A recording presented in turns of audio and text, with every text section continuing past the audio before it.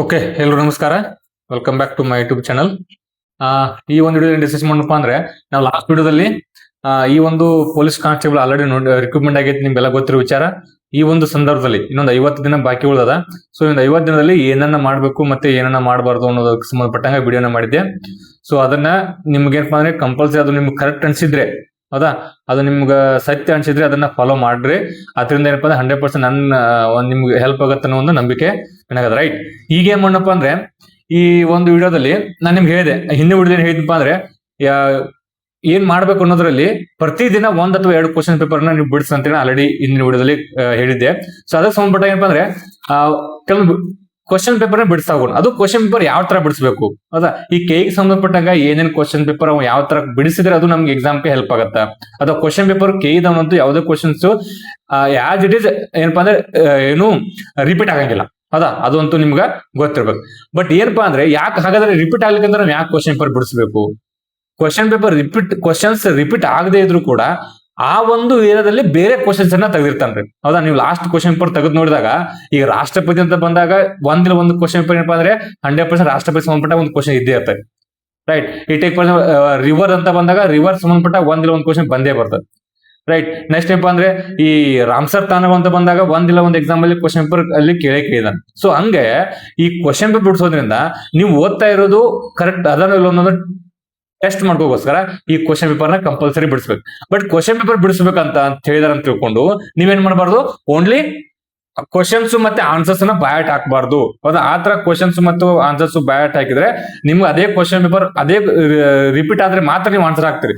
But ಏನಾದ್ರು ಬೇರೆ changes ಆದ್ರೆ ನೀವು 100% ಏನಪ್ಪಾ ಅಂದ್ರೆ ಕ್ವಶನ್ಸ್ ಅನ್ನ ಅಟೆಂಪ್ಟ್ ಮಾಡಕ್ ಆಗಂಗಿಲ್ಲ. ಸೊ ಅದಕ್ಕೋಸ್ಕರ ಯಾರು ಕೂಡ ಆನ್ಸರ್ಸ್ ಗಳನ್ನ ಬಯಾಟ್ ಹಾಕ್ಲಿಕ್ಕೆ ಹೋಗ್ಬೇಡ್ರಿ, ಹೌದಾ. ಆ ಒಂದು ಕ್ವಶನ್ಸ್ ಹಾಗೆ ಯಾವ ತರ ಬಿಡಿಸ್ಬೇಕು, ಆ ಒಂದು ಕ್ವಶನ್ ಸಂಬಂಧಪಟ್ಟಂಗ ನೀವು ನಾಲೆಜ್ ಅನ್ನ ಇನ್ ಡೆಪ್ತ್ ಆಗಿ ರಿಸರ್ಚ್ ಮಾಡಿ ನೀವೇನಪ್ಪಾ ಅಂದ್ರೆ ಓದ್ಕೊಳ್ಬೇಕು. ಸೊ ಅಂದಾಗ ಆ ಒಂದ್ ಏರಿಯಾದಲ್ಲಿ ಕ್ವಶನ್ ಪೇಪರ್ ಕ್ವಶನ್ಸ್ ಯಾವುದೇ ಕ್ವಶನ್ ಕೇಳಿದ್ರು ನೀವೇನಪ್ಪಾ ಅಂದ್ರೆ 100% ಅದಕ್ಕೆ ಟಚ್ ಮಾಡೇ ಮಾಡ್ತೀವಿ. ಸೊ ಅದಕ್ಕೋಸ್ಕರ ಯಾರು ಕೂಡ ದಯವಿಟ್ಟು ಆ ಕ್ವಶನ್ಸ್ ಮತ್ತು ಆನ್ಸರ್ಸ್ ಗಳನ್ನ ಬಯಾಟ್ ಹಾಕ್ಲಿಕ್ಕೆ ಹೋಗ್ಬೇಡ್ರಿ. ಒಂದು ಈಗ ನಾನು ಹೇಳ್ಪಾ ಅಂದ್ರೆ ಇವತ್ತು ಒಂದು ಕ್ವಶನ್ಸ್ ಅನ್ನ ಬಿಡಿಸ್ತಾ ಇದ್ದಾರೆ. ಈ ಕ್ವಶನ್ಸ್ ಯಾವ್ದಪ್ಪ ಅಂದ್ರೆ ಕ್ವಶನ್ ಪೇಪರ್ ಅಂದ್ರೆ ಲಾಸ್ಟ್ ಸಂಡೇ ಅಂದ್ರೆ 7ನೇ ತಾರೀಕು ಜೂನ್ 7ನೇ ತಾರೀಕು ನಡೆರ್ತಕ್ಕಂಥ ಒಂದು ಎಕ್ಸಾಮ್ ಇದು. ಯಾವ್ದಪ್ಪ ಅಂದ್ರೆ ಇದು ಗೌರ್ಮೆಂಟ್ ನಡೆಸ್ತಕ್ಕಂಥ ಕ್ವಶನ್ ಪೇಪರ್. ಉತ್ತರ ಪ್ರದೇಶದಲ್ಲಿ ಇರ್ತಕ್ಕಂಥ ಹೆಂಗ್ ನಮ್ ಪೊಲೀಸ್ ಕಾನ್ಸ್ಟೇಬಲ್ ಆಗೋದಿಲ್ಲ, ಅದೇ ತರ Uttar Pradesh police constable exam ನಲ್ಲಿ ನಡೆರ್ತಕ್ಕಂಥ ಫಸ್ಟ್ ಶಿಫ್ಟ್ ಅಲ್ಲಿ ನಡೆರ್ತಕ್ಕಂಥ ಕ್ವಶನ್ ಪೇಪರ್ ಇದು, ಹೌದಾ. ಉತ್ತರ ಪ್ರದೇಶಕ್ಕೂ ಕರ್ನಾಟಕಕ್ಕೂ ಎಲ್ಲಿಂದ ಸಂಬಂಧ ಅಂತ ನೀವು ಕೇಳಬಾರ್ದು. ಸೊ ಯಾವುದೇ ಕ್ವಶನ್ಸ್ ಆದ್ರೂ ನಾನು ನಿಮ್ಗೆ ಆಲ್ರೆಡಿ ಹೇಳಿದೀನಿ, ಯಾರು ಉತ್ತರ ಪ್ರದೇಶ ತೆಗಿಲಿ ಯಾವ ಅಮೆರಿಕಾದವ್ರು ತೆಗಿಲಿ ಅದೇ ಕ್ವಶನ್ ಪೇಪರ್ ಅದೇ ಸಿಲೆಬಸ್ ಇಂದ ತೆಗಿಬೇಕು, ಹೌದಾ. ಅದೇ ಏನಪ್ಪಾ ಅಂದ್ರೆ ಜಿಯೋಗ್ರಫಿ ಕ್ವಶನ್ ತೆಗಿಬೇಕು, ಅದೇ ಏನಪ್ಪಾ ಅಂದ್ರೆ ಪೊಲಿಟಿಕ್ ಕ್ವಶನ್ ತೆಗಿಬೇಕು. ಆಲ್ರೆಡಿ ಹಿಂದಿನ ವಿಡಿಯೋದಲ್ಲಿ ಹೇಳಿ. ಈಗ ನೀವು ಈ ಕ್ವಶನ್ಸ್ ಅನ್ನ ಕೇಳ್ತಾ ಹೋಗ್ತೀನಿ ಅಣ್ಣ, ಈ ಕ್ವಶನ್ಸ್ ಅನ್ನ ಯಾವ ತರ ರಿಪೀಟ್ ಮಾಡ್ಬೇಕು, ಯಾವ ತರ ಡಿಸ್ಕಷನ್ ಮಾಡ್ಬೇಕು ಅನ್ನೋದನ್ನ ನಿಮ್ಗೆ ಗೊತ್ತಾಗುತ್ತೆ. ಮತ್ತೆ ನೀವು ಆಲ್ರೆಡಿ ಇದನ್ನ ಕ್ವಶನ್ಸ್ ಬಿಡಿಸೋ ಉದ್ದೇಶ ನೀವು ಆಲ್ರೆಡಿ ಇದನ್ನ ಓದಿರ್ಬೇಕು. ಈಗ ಯಾವ್ದೊಂದು ಕ್ವಶನ್ ನಿಮ್ಗೆ ಕೇಳ್ತಾ ಇದ್ದೀನಿ ಅಂದ್ರೆ ಅದು ಆಲ್ರೆಡಿ ನೀವು ಓದಿರ್ಬೇಕು, ಅರ್ಥ. ಸೊ ಅದಕ್ಕೋಸ್ಕರ ಅವಾಗ ನಿಮ್ಗೆ ಏನಪ್ಪಾ ಅಂದ್ರೆ ಇನ್ನೂ ಕಾನ್ಫಿಡೆನ್ಸ್ ಬೂಸ್ಟ್ ಆಗ್ತದೆ. ನಾ ಕೇಳಿರೋ ಕ್ವಶನ್ ನಿಮ್ಗೆ ಆನ್ಸರ್ ಬಂದ್ಬಿಟ್ರೆ ನಿಮ್ಗೆ ಕಾನ್ಫಿಡೆನ್ಸ್ ಬೂಸ್ಟ್ ಆಗೈತೆ. ಅವಾಗ ಏನ್ ಮಾಡ್ತೀರಿ ನೀವು ಇನ್ನೂ ಏನಪ್ಪಾ ಅಂದ್ರೆ ಜಾಸ್ತಿ ಓದಕ್ ಟ್ರೈ ಮಾಡ್ತೀರಿ. ಬಟ್ ನಾ ಒಂದು 4-5 ಕ್ವಶನ್ ಕೇಳಿದಾಗ ನೀವು 4-5 ಕ್ವಶನ್ ನಿಮ್ಗೆ ಬರ್ಲಿಲ್ಲ ಅಂದ್ರೆ ಅವಾಗ ಏನಪ್ಪಾ ಅಂದ್ರೆ ಡಿಮೋಟಿವೇಟ್ ಆಗ್ತೀರಿ. ಸೊ ಅದಕ್ಕೋಸ್ಕರ ನೀವೇನಪ್ಪಾ ಅಂದ್ರೆ ಕ್ವಶನ್ಸ್ ಅನ್ನ ಪೇಪರ್ ನ ಬಿಡಿಸೋದ್ರಿಂದ ನಿಮ್ಗೆ ಇನ್ ಡೆಪ್ತ್ ನಾಲೆಜ್ ಅನ್ನ ಬರುತ್ತೆ. ಸೊ ಅದನ್ನ ನಾವು ಡಿಸ್ಕಷನ್ ಮಾಡ್ತಾ ಹೋಗೋಣ. ರೈಟ್, ಈಗ ನೋಡ್ರಿ ಈಗ 1ನೇ ಕ್ವಶನ್ ಈಗ ನೋಡ್ರಿ ಟೋಟಲ್ ಇದು 150 ಕ್ವಶನ್ಸ್ ಇರ್ತಾವ್ರು, ಹೌದಾ. 150 ಕ್ವಶನ್ಸ್ ಜಿ ಕೆ ಇರಂಗಿಲ್ಲ, ಓನ್ಲಿ ಏನಪ್ಪ ಅಂದ್ರೆ 50 ಕ್ವಶನ್ಸ್ ಮಾತ್ರ ಜಿ ಕೆ ಇರ್ತಾವ. ಆ 50 ಕ್ವಶನ್ ಅಲ್ಲಿ ನಮ್ಗೆ ಅವ್ರು ಏನಪ್ಪಾ ಉತ್ತರ ಪ್ರದೇಶ ಸಂಬಂಧಪಟ್ಟ ಕೆಲವೊಂದು ಕ್ವಶನ್ ಅದನ್ನ ಡಿಸ್ಕಷನ್ ಮಾಡೋದು ಬೇಡ ನಾವು, ಹೌದಾ. ಬಟ್ ಪ್ರಸ್ತುತ ಯಾವ್ದಪ್ಪ ಅಂದ್ರೆ ಕೆಲವು ನೋಡ್ರಿ 1ನೇ ಕ್ವಶನ್ ಕೇನ, ಹಾಗಾದ್ರೆ ಈ ರೆಪೋ ರೇಟ್ ಅನ್ನ ನೀವು ಆಲ್ರೆಡಿ ಎಕನಾಮಿಕ್ಸ್ ಓದಿದ್ರಿ, ಈ ರೆಪೋ ರೇಟ್ ಅನ್ನ ಫಿಕ್ಸ್ ಮಾಡೋ ಸಂಸ್ಥೆ ಯಾವ್ದು? 1ನೇ ಆಪ್ಷನ್ ಕೊಟ್ಟನ ಏನಪ್ಪಾ ನೀತಿ ಆಯೋಗ, 2ನೇ ಆಪ್ಷನ್ ಅಂದ್ರೆ ರಿಸರ್ವ್ ಬ್ಯಾಂಕ್ ಆಫ್ ಇಂಡಿಯಾ, 3ನೇ ಆಪ್ಷನ್ ಏನಪ್ಪಾ ಅಂದ್ರೆ ಸೆಬಿ ಅಂತ ಕೊಡೋಣ, 4ನೇ ಅಂದ್ರೆ ಫೈನಾನ್ಸ್ ಮಿನಿಸ್ಟರ್ ಆಫ್ ಫೈನಾನ್ಸ್ ಅಂತ ಹಣಕಾಸು ಸಚಿವ ಅಂತ ಕೊಟ್ಟನ, ಹೌದಾ. ಈ ರೆಪೋ ರೇಟ್, ಹೌದಾ, ನಮ್ಮದೊಂದು ಈಗ ಯಾವ ತರ ಈ ಕ್ವಶನ್ಸ್ ಅನ್ನ ಯಾವ ತರ ಬಿಡಿಸ್ಬೇಕು ನಿಮ್ಗೆ ಗೊತ್ತದೆ ಅಂತ. ರೆಪೋ ರೇಟ್ ಅನ್ನ ಫಿಕ್ಸ್ ಮಾಡೋರು ಯಾರಪ್ಪ ಅಂದ್ರೆ ಅದು RBI ದವ್ರು ಫಿಕ್ಸ್ ಮಾಡ್ತಾರೆ, ಹೌದಾ. ಈ RBI ದವರು ಇಲ್ಲಿ ಮಾನಿಟರಿ ಪಾಲಿಸಿ ಕಮಿಟಿ ಅಂತ ಬರತ್ರಿ, ಹೌದಾ, ಮಾನಿಟರಿ ಪಾಲಿಸಿ ಕಮಿಟಿ, ಹೌದಾ. ಈ ಮಾನಿಟರಿ ಪಾಲಿಸಿ ಕಮಿಟಿ ನಮ್ ಎಕ್ಸಾಮ್ ಇಂಪಾರ್ಟೆಂಟ್. ಈ ಮಾನಿಟರಿ ಪಾಲಿಸಿ ಕಮಿಟಿ ಕ್ವಶನ್ ಕೇಳ್ತಾನ, ಏನ್ ಕ್ವಶನ್ ಕೇಳ್ತಾನ, ಈ ಮಾನಿಟರಿ ಪಾಲಿಸಿ ಕಮಿಟಿಯನ್ನ ರೆಕಮೆಂಡ್ ಮಾಡಿರ್ತಕ್ಕಂಥ ಸಂಸ್ಥೆ ಯಾವ್ದು, ಸಮಿತಿ ಯಾವ್ದಂತೇಳಿ, ಹೌದಾ. ಅದು ಉರ್ಜಿತ್ ಪಟೇಲ್ ಸಮಿತಿ. ಯಾವುದು ಉರ್ಜಿತ್ ಪಟೇಲ್ ಸಮಿತಿಯನ್ನ 2015ರಲ್ಲಿ 14-15ರಲ್ಲಿ ಈ ಒಂದು ಸಮಿತಿಯನ್ನ ರೆಕಮೆಂಡ್ ಮಾಡ್ತಾರೆ. ಈ ಸಮಿತಿ ರೆಕಮೆಂಡ್ ಮಾಡುತ್ತೆ ಏನು, ಮಾನಿಟರಿ ಪಾಲಿಸಿ ಕಮಿಟಿ. ಅದೇ ನೆಕ್ಸ್ಟ್ ಕ್ವಶನ್ ಕೇಳ್ತಾನು, ಈ ಮಾನಿಟರಿ ಪಾಲಿಸಿ ಕಮಿಟಿ ಐತಲ್ಲ ಇದ್ರ ಅಧ್ಯಕ್ಷ ಯಾರಾಗಿರ್ತ ಅಂತ ಕೇಳ್ತಾನ, ಹೌದಾ. ಇದ್ರ ಅಧ್ಯಕ್ಷ ಯಾರಾಗಿರ್ಪ ಅಂದ್ರೆ ಗವರ್ನರ್ ಆಗಿರ್ತಾನೆ, ಅಂದ್ರೆ RBI ಗವರ್ನರ್ ಆಗಿರ್ತಾರೆ. ಹೌದಾ, RBI ಗವರ್ನರ್ ಈ ಮಾನಿಟರಿ ಪಾಲಿಸಿ ಕಮಿಟಿ ಆಗಿರ್ತಾರೆ. ಹಾಗಾದ್ರೆ ಈ ಮಾನಿಟರಿ ನೆಕ್ಸ್ಟ್ ಏನು ಕ್ವಶನ್ ಕೇಳ್ಬೋದು ನಾವು, ಈ ಮಾನಿಟರಿ ಪಾಲಿಸಿ ಐತಲ್ಲ, ಕಮಿಟಿ ಐತಲ್ಲ, ಈ ಕಮಿಟಿಯಲ್ಲಿ ಎಷ್ಟು ಜನ ಮೆಂಬರ್ ಇರ್ತಾರೆ ಕ್ವಶನ್ ಕೇಳ್ತಾರೆ. ಹೌದಾ, ಟೋಟಲ್ 6 ಜನ ಮೆಂಬರ್ಸ್ ಇರ್ತಾರೆ. ಈ 6 ಜನರಲ್ಲಿ 3 ಜನ ಏನಪ್ಪಾ ಅಂದ್ರೆ RBI ಸಂಬಂಧಪಟ್ಟಿರ್ತಾರ. ಹೌದಾ, ಇನ್ನು 3 ಜನ ಗೌರ್ಮೆಂಟ್ ಅವ್ರು ಸಂಬಂಧಪಟ್ಟಿರ್ತಾರೆ. ಹೌದಾ, ಇದೇ ಇನ್ನೊಂದು ಬರುತ್ತೆ, ಏನ್ ಗೊತ್ತಾ, ಈ ಮೆಂಬರ್ ಸಂಬಂಧಪಟ್ಟಂಗ ಈ ಶ್ರೀಕೃಷ್ಣ ಕಮಿಟಿ ಅಂತ ಬರುತ್ತೆ. ಈ ಶ್ರೀಕೃಷ್ಣ ಕಮಿಟಿ ಅನ್ನೋದು ಇವರು 7 ಜನ ಮೆಂಬರ್ ಅನ್ನ ರೆಕಮೆಂಡ್ ಮಾಡತ್ತೆ. ಬಟ್ ಪ್ರಸ್ತುತ ಅಳವಡಿಸಿಕೊಂಡಿದ್ದು ಯಾರಪ್ಪ ಅಂದ್ರೆ ಅದು ಉರ್ಜಿತ್ ಪಟೇಲ್ ಕಮಿಟಿ. ಎಷ್ಟು ಮೆಂಬರ್ ಅದ್ರು ಪ್ರಸ್ತುತ 6 ಮೆಂಬರ್ ಇರ್ತಾರೆ. ಆ 6ರಲ್ಲಿ 3 ಜನ ಗವರ್ನರ್ ಇರ್ತಾರೆ, RBI ಸಂಬಂಧಪಟ್ಟವ್ರು ಇರ್ತಾರೆ, ಇನ್ನು 6 ಜನ ಗೌರ್ಮೆಂಟ್ ಸಂಬಂಧಪಟ್ಟವ್ರು ಇರ್ತಾರೆ. ರೈಟ್. ಈ ನೆಕ್ಸ್ಟ್ ಕ್ವಶನ್ ಕೇಳ್ತಾರೆ, ಯಾವುದೇ ಒಂದು ಈ ಮೀಟಿಂಗ್ ನಡೆಸಬೇಕಾದ್ರೆ, ಮಾನಿಟರಿ ಪಾಲಿಸಿ ಕಮಿಟಿಯ ಮೀಟಿಂಗ್ ನಡೆಸಬೇಕಾದ್ರೆ ಕೋರಂ ಎಷ್ಟು ಇರ್ಬೇಕಂತ ಎಕ್ಸಾಮ್ ಕ್ವಶನ್ ಕೇಳ್ತಾನೆ. ಅದ ಕೋರಂ ಎಷ್ಟು ಇರ್ಬೇಕು ಅಂದ್ರೆ ಈಗ 6 ಜನರಲ್ಲಿ ಮಿನಿಮಮ್ 4 ಜನ ಪ್ರೆಸೆಂಟ್ ಇರ್ಬೇಕು. ಅದಕ್ಕೆ ಕೋರಂ ಅಂತ ಕರಿತೀವಿ. ಈ ನೆಕ್ಸ್ಟ್ ಈ ಮಾನಿಟರಿ ಪಾಲಿಸಿ ಕಮಿಟಿ ಐತಲ್ಲ, ಈ ಮಾನಿಟರಿ ಪಾಲಿಸಿ ಕಮಿಟಿ ಕೆಲಸ ಏನು? ಈ ಕೆಲಸ ಏನಪ್ಪಾ ಅಂದ್ರೆ ಈ ಇನ್ಫ್ಲೇಷನ್ ಅನ್ನ, ಹಣದುಬ್ಬರ ಇಂಪಾರ್ಟೆಂಟ್, ಅದನ್ನ ನೆಕ್ಸ್ಟ್ ವಿಡಿಯೋ ಮಾತಾಡ್ತೀನಿ. ಹಣದುಬ್ಬರವನ್ನ ಕಂಟ್ರೋಲ್ ಮಾಡುವಂತ ಕೆಲಸ ಆದ್ರೆ ಈ monetary policy committee.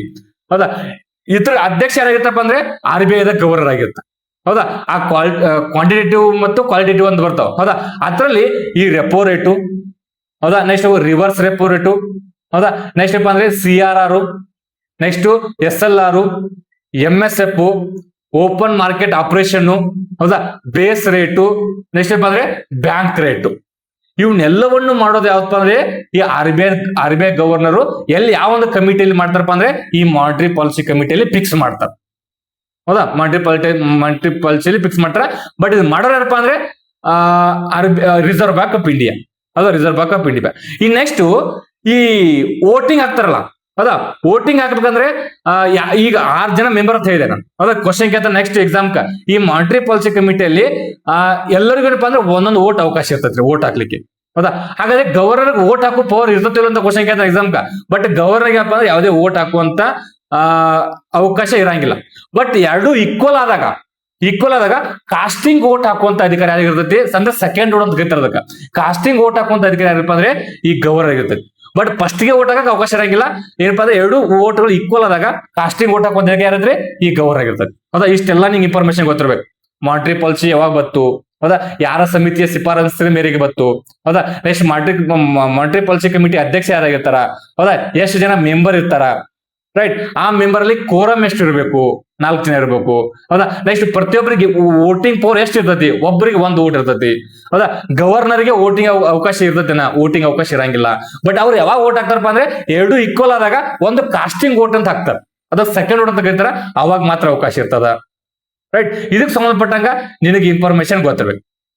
Right, in monetary policy ಕಮಿಟಿಗೆ ಒಂದೇನ್ ಮಾಡ್ತಾರಪ್ಪ ಅಂದ್ರೆ ಇಷ್ಟೇ ಇನ್ಫ್ಲೇಷನ್ ಒಂದು ರೆಕಮೆಂಡ್ ಮಾಡ್ತಾರೆ. ಉರ್ಜಿತ್ ಪಟೇಲ್ ಕಮಿಟಿ ಏನ್ ರೆಕಮೆಂಡ್ ಮಾಡತ್ತಪ್ಪ ಅಂದ್ರೆ ಇಷ್ಟೇ ಅಂದ್ರೆ 4+2 ಅಂದ್ರೆ ಮಿನಿಮಮ್ 4%, ಮ್ಯಾಕ್ಸಿಮಮ್ 6% ಇನ್ಫ್ಲೇಷನ್ ಇರ್ಬೇಕಂತ ಹೇಳ್ತೈತ್ರಿ. ಹೌದಾ, ಅದನ್ನ ಮೇಂಟೈನ್ ಮಾಡಕ್ಕೆ repo rate, reverse repo rate ಇವನ್ನೆಲ್ಲವನ್ನ ಮ್ಯಾನೇಜ್ ಮಾಡ್ತಾರೆ. ಹೌದಾ, ಇವನ್ನೆಲ್ಲ ಫಿಕ್ಸ್ ಮಾಡ್ತಾರೆ. ನಿನಗೆ ಗೊತ್ತಿರ್ಬೇಕು ಈ ಪ್ರಸ್ತುತ ಏನಪ್ಪಾ ಅಂದ್ರೆ 5.25 ಏನೋ ರೆಪೋ ರೇಟ್ ಅದ. ರೈಟ್, ಇದನ್ನ ಚೇಂಜ್ ಮಾಡಿಲ್ಲ ಮೊನ್ನೆ. ಹೌದಾ, ಈ ನೆಕ್ಸ್ಟ್ ಏನಪ್ಪಾ ಅಂದ್ರೆ ವರ್ಷಕ್ಕೆ ಏನಪ್ಪಾ ಅಂದ್ರೆ 4 ಬಾರಿ ಆದ್ರೂ ಇವ್ರು ಏನ್ ಮಾಡ್ಬೇಕಪ್ಪ ಅಂದ್ರೆ ಮಾನಿಟರಿ ಪಾಲಿಸಿ ಕಮಿಟಿ ಸಭೆಯನ್ನ ಸೇರ್ಬೇಕಂತ ಹೇಳಿದ್ರು. ರೈಟ್, ಯಾವುದು ಉರ್ಜಿತ್ ಪಟೇಲ್ ಕಮಿಟಿ. ರೈಟ್, ಈ ನೆಕ್ಸ್ಟ್ ಏನಪ್ಪಾ ಅಂದ್ರೆ ಈ ರೆಪೋ ರೇಟ್ ಅಂದ್ರೆ ಏನು, ರಿವರ್ಸ್ ರೆಪೋ ರೇಟ್ ಅಂದ್ರೆ ಯಾವ್ದನ್ನ ಹೇಳಂಗಿಲ್ಲ. ಈಗ ಅದ ನಿಮ್ಗೆಲ್ಲ ಗೊತ್ತಿರೋ ವಿಚಾರ. ರೈಟ್, ರೆಪೋ ರೇಟ್ ಅಂದ್ರೆ ಏನ್ರಿ, ಏನಪ್ಪಾ ಅಂದ್ರೆ ಈ ಕಮರ್ಷಿಯಲ್ ಬ್ಯಾಂಕ್ಗಳು, ಹೌದಾ, ಕಮರ್ಷಿಯಲ್ ಬ್ಯಾಂಕ್ಗಳು RBI ದಿಂದ ತಂದಿರ್ತಕ್ಕಂಥ ಸಾಲಕ್ಕ ಏನ್ ಬಡ್ಡಿ ಕಟ್ತಾರಲ್ಲ ಅದಕ್ಕೆ ರೆಪೋ ರೇಟ್ ಅಂತ ಕರಿತೀವಿ. ಇತರ ರಿವರ್ಸ್ ರೆಪೋ ರೇಟ್ ಅಂದ್ರೆ ಏನಪ್ಪಾ ಅಂದ್ರೆ ಈ ಏನ್ RBI ಇದ್ದದ್ದು ಈ ಕಮರ್ಷಿಯಲ್ ಬ್ಯಾಂಕ್ ಕಡೆ ತಗೋದಿರ್ತಕ್ಕಂಥ ಸಾಲಕ್ಕ RBI ಏನ್ ಕಟ್ತದ್ಲ, ಸೊ ಬಡ್ಡಿನ ಅದಕ್ಕೆ ರಿವರ್ಸ್ ರೆಪೋ ಅಂತ ಕರಿತೀವಿ. ರಿವರ್ಸ್ ರೆಪೋ ರೇಟ್ ಅಂತ ಕರಿತೀವಿ. ರೈಟ್, ಮತ್ತೆ ಕ್ಯಾಶ್ ರಿಸರ್ವ್ ರೇಷಿಯೋ ಅಂತ ಬರುತ್ತೆ. ಈ ಕ್ಯಾಶ್ ರೇಷಿಯೋ ಯಾವಾಗಲೂ ಕ್ಯಾಶ್ ಅಲ್ಲೇ ಇರ್ತದೆ. ಹೌದಾ, ಇದನ್ನ ಎಲ್ಲಿ ಇಡಬೇಕಪ್ಪ ಅಂದ್ರೆ ಎಲ್ಲಾ ಕಮರ್ಷಿಯಲ್ ಬ್ಯಾಂಕ್ಗಳು RBI ಇಡಬೇಕು ಕ್ಯಾಶ್ ರಿಸರ್ವ್ ರೇಷಿಯೋ ಅಂತ ಕರಿತೀವಿ. ಕ್ಯಾಶ್ ರಿಸರ್ವ್ ರೇಷಿಯೋ ಅಂತ. ಹೌದಾ, ನೆಕ್ಸ್ಟ್ ಓಪನ್ ಮಾರ್ಕೆಟ್ ಆಪರೇಷನ್ ಅಂತ ಕರಿತೀವಿ. ಓಪನ್ ಮಾರ್ಕೆಟ್ ಆಪರೇಷನ್ ಅಂದ್ರೆ ಈ RBI ಗೋರ್ಮೆಂಟ್ ಬಾಂಡ್ಸ್ ಗಳನ್ನ ಅಥವಾ ಗೋರ್ಮೆಂಟ್ ಸೆಕ್ಯೂರಿಟಿಗಳನ್ನ ತಗೊಳ್ಳೋದು ಮತ್ತು ಮಾರೋದು, ಖರೀದಿ ಮಾಡೋದು ಮತ್ತು ಮಾರೋದಕ್ಕೆ ಓಪನ್ ಮಾರ್ಕೆಟ್ ಆಪರೇಷನ್ ಅಂತ ಕೂಡ ಕರಿತೀವಿ. ಹೌದಾ, ಇದಕ್ಕೆ ಸಂಬಂಧಪಟ್ಟಂಗೆ ನಿಮ್ಗೆ ಗೊತ್ತಿರ್ಬೇಕು. ಮತ್ತೆ ಇನ್ನೇನಪ್ಪ ಅಂದ್ರೆ ಈ SLR ಅಂತ ಬರ್ತದೆ. ಹೌದಾ, ನೆಕ್ಸ್ಟ್ MSF ಅಂತ ಬರ್ತದೆ. ಹೌದಾ, ಇದಕ್ಕೆ ಸಂಬಂಧಪಟ್ಟಾಗ ಏನಪ್ಪಾ ಅಂದ್ರೆ ನಿನಗೆಲ್ಲ ಇನ್ಫಾರ್ಮೇಶನ್ ಗೊತ್ತಿರ್ಬೇಕು. ನೆಕ್ಸ್ಟ್ ಬ್ಯಾಂಕ್ ರೇಟ್ ಅಂತ ಬರುತ್ತೆ. ಬ್ಯಾಂಕ್ ರೇಟ್ ಅಂದ್ರೆ ಏನ್ರಿ, ಈ ಕಮರ್ಷಿಯಲ್ ಬ್ಯಾಂಕ್ಗಳು ಈ ಬ್ಯಾಂಕ್ ರೇಟ್ ಮತ್ತೆ ಬ್ಯಾಂಕ್ ರೇಟ್ ಯಾವಲ್ಲಪ್ಪ ಅಂದ್ರೆ ಇದು ಲಾಂಗ್ ಟರ್ಮ್ ಲೋನ್ ಇದು. ಇನ್ನು ರೆಪೋ ರೇಟ್ ರಿವರ್ಸ್ ರೆಪೋ ಏನಪ್ಪಾ ಅಂದ್ರೆ ಇವು ಶಾರ್ಟ್ ಟರ್ಮ್ ಲೋನ್ಸ್ಗಳು. ಈ ಬ್ಯಾಂಕ್ ರೇಟ್ ಅನ್ನೋದು ಲಾಂಗ್ ಟರ್ಮ್ ಲೋನ್ಸ್. ಇದನ್ನ ಯಾರು ಫಿಕ್ಸ್ ಮಾಡ್ತಾರಪ್ಪ ಅಂದ್ರೆ ಇದು RBI ಕೂಡ ಫಿಕ್ಸ್ ಮಾಡಿದೆ. ಇನ್ನು ನೆಕ್ಸ್ಟ್ ಬೇಸ್ ರೇಟ್ ಅಂದ್ರೆ ಕೇಳ್ತಾರೆ. ಈ ಬೇಸ್ ರೇಟ್ ಅನ್ನ ಫಿಕ್ಸ್ ಮಾಡೋರು ಯಾರಪ್ಪ ಅಂದ್ರೆ RBI ಫಿಕ್ಸ್ ಮಾಡ್ತಾರೆ. ಎಲ್ಲಾ ಕಮರ್ಷಿಯಲ್ ಬ್ಯಾಂಕ್ಗಳು ಪಬ್ಲಿಕ್ಗೆ ಅಂದ್ರೆ ಗ್ರಾಹಕರಿಗೆ ಒಂದೇ ಬಡ್ಡಿ ದರದಲ್ಲಿ ಏನಪ್ಪಾ ಅಂದ್ರೆ ಎಲ್ಲರೂ ಒಂದೇ ಬಡ್ಡಿ ದರದಲ್ಲಿ ಸಾಲವನ್ನ ಕೊಡ್ಬೇಕಂತ ಹೇಳಿದ್ರು. ಈಗ ನೀವು RBI ದವರು SBI ಫುಲ್ ಬೆಳೆದಿರ್ತಕ್ಕಂಥ ಬ್ಯಾಂಕ್ ಅವ್ರು ಏನಪ್ಪಾ ಅಂದ್ರೆ 10% ಕೊಡೋದು ಮಾಡಿದ್ರೆ ಪೂರ್ತಿ ಕಡಿಮೆ ಬಡ್ಡಿ ದರದಲ್ಲಿ ಏನಾದ್ರು ಸಾಲವನ್ನ ಕೊಟ್ರೆ ಈ ಇವಾಗ ಹೊಸದಾಗಿ ಬೆಳೆದಿರ್ತಕ್ಕಂಥ ಸ್ಥಾಪನೆ ಆಗಿರ್ತಕ್ಕಂಥ ಬ್ಯಾಂಕ್ಗಳು ಅವು ಏನಪ್ಪಾ ಅಂದ್ರೆ ದಿವಾಳಿ ಹೋಗ್ತಾವು.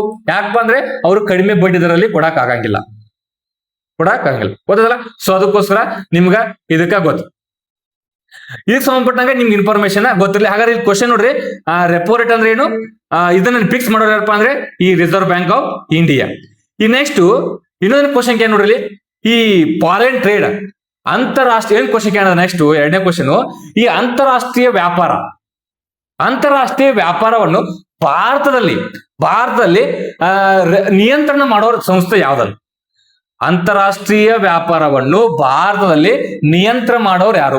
ಭಾರತದಲ್ಲಿ ನಿಯಂತ್ರಣ ಮಾಡೋರು ಆಪ್ಷನ್ ಕೊಡ ನೋಡ್ರಿ. ಒಂದನೇ ಆಪ್ಷನ್ ಅಂದ್ರೆ ಸೆಬಿ ಅಂತ, ಎರಡನೇ ಆಪ್ಷನ್ ಏನಪ್ಪ ಅಂದ್ರೆ RBI ಅಂತ ಕೊಟ್ಟಣ, ಮೂರನೇ ಆಪ್ಷನ್ ಅಂದ್ರೆ director general of foreign trade DGFT ಅಂತ ಕೊಟ್ಟಣ, ನಾಲ್ಕನೇ ಆಪ್ಷನ್ ಕೊಟ್ಟಪ್ಪ ಅಂದ್ರೆ ನವಾರ್ಡ್ ಅಂತ ಕೊಟ್ಟ.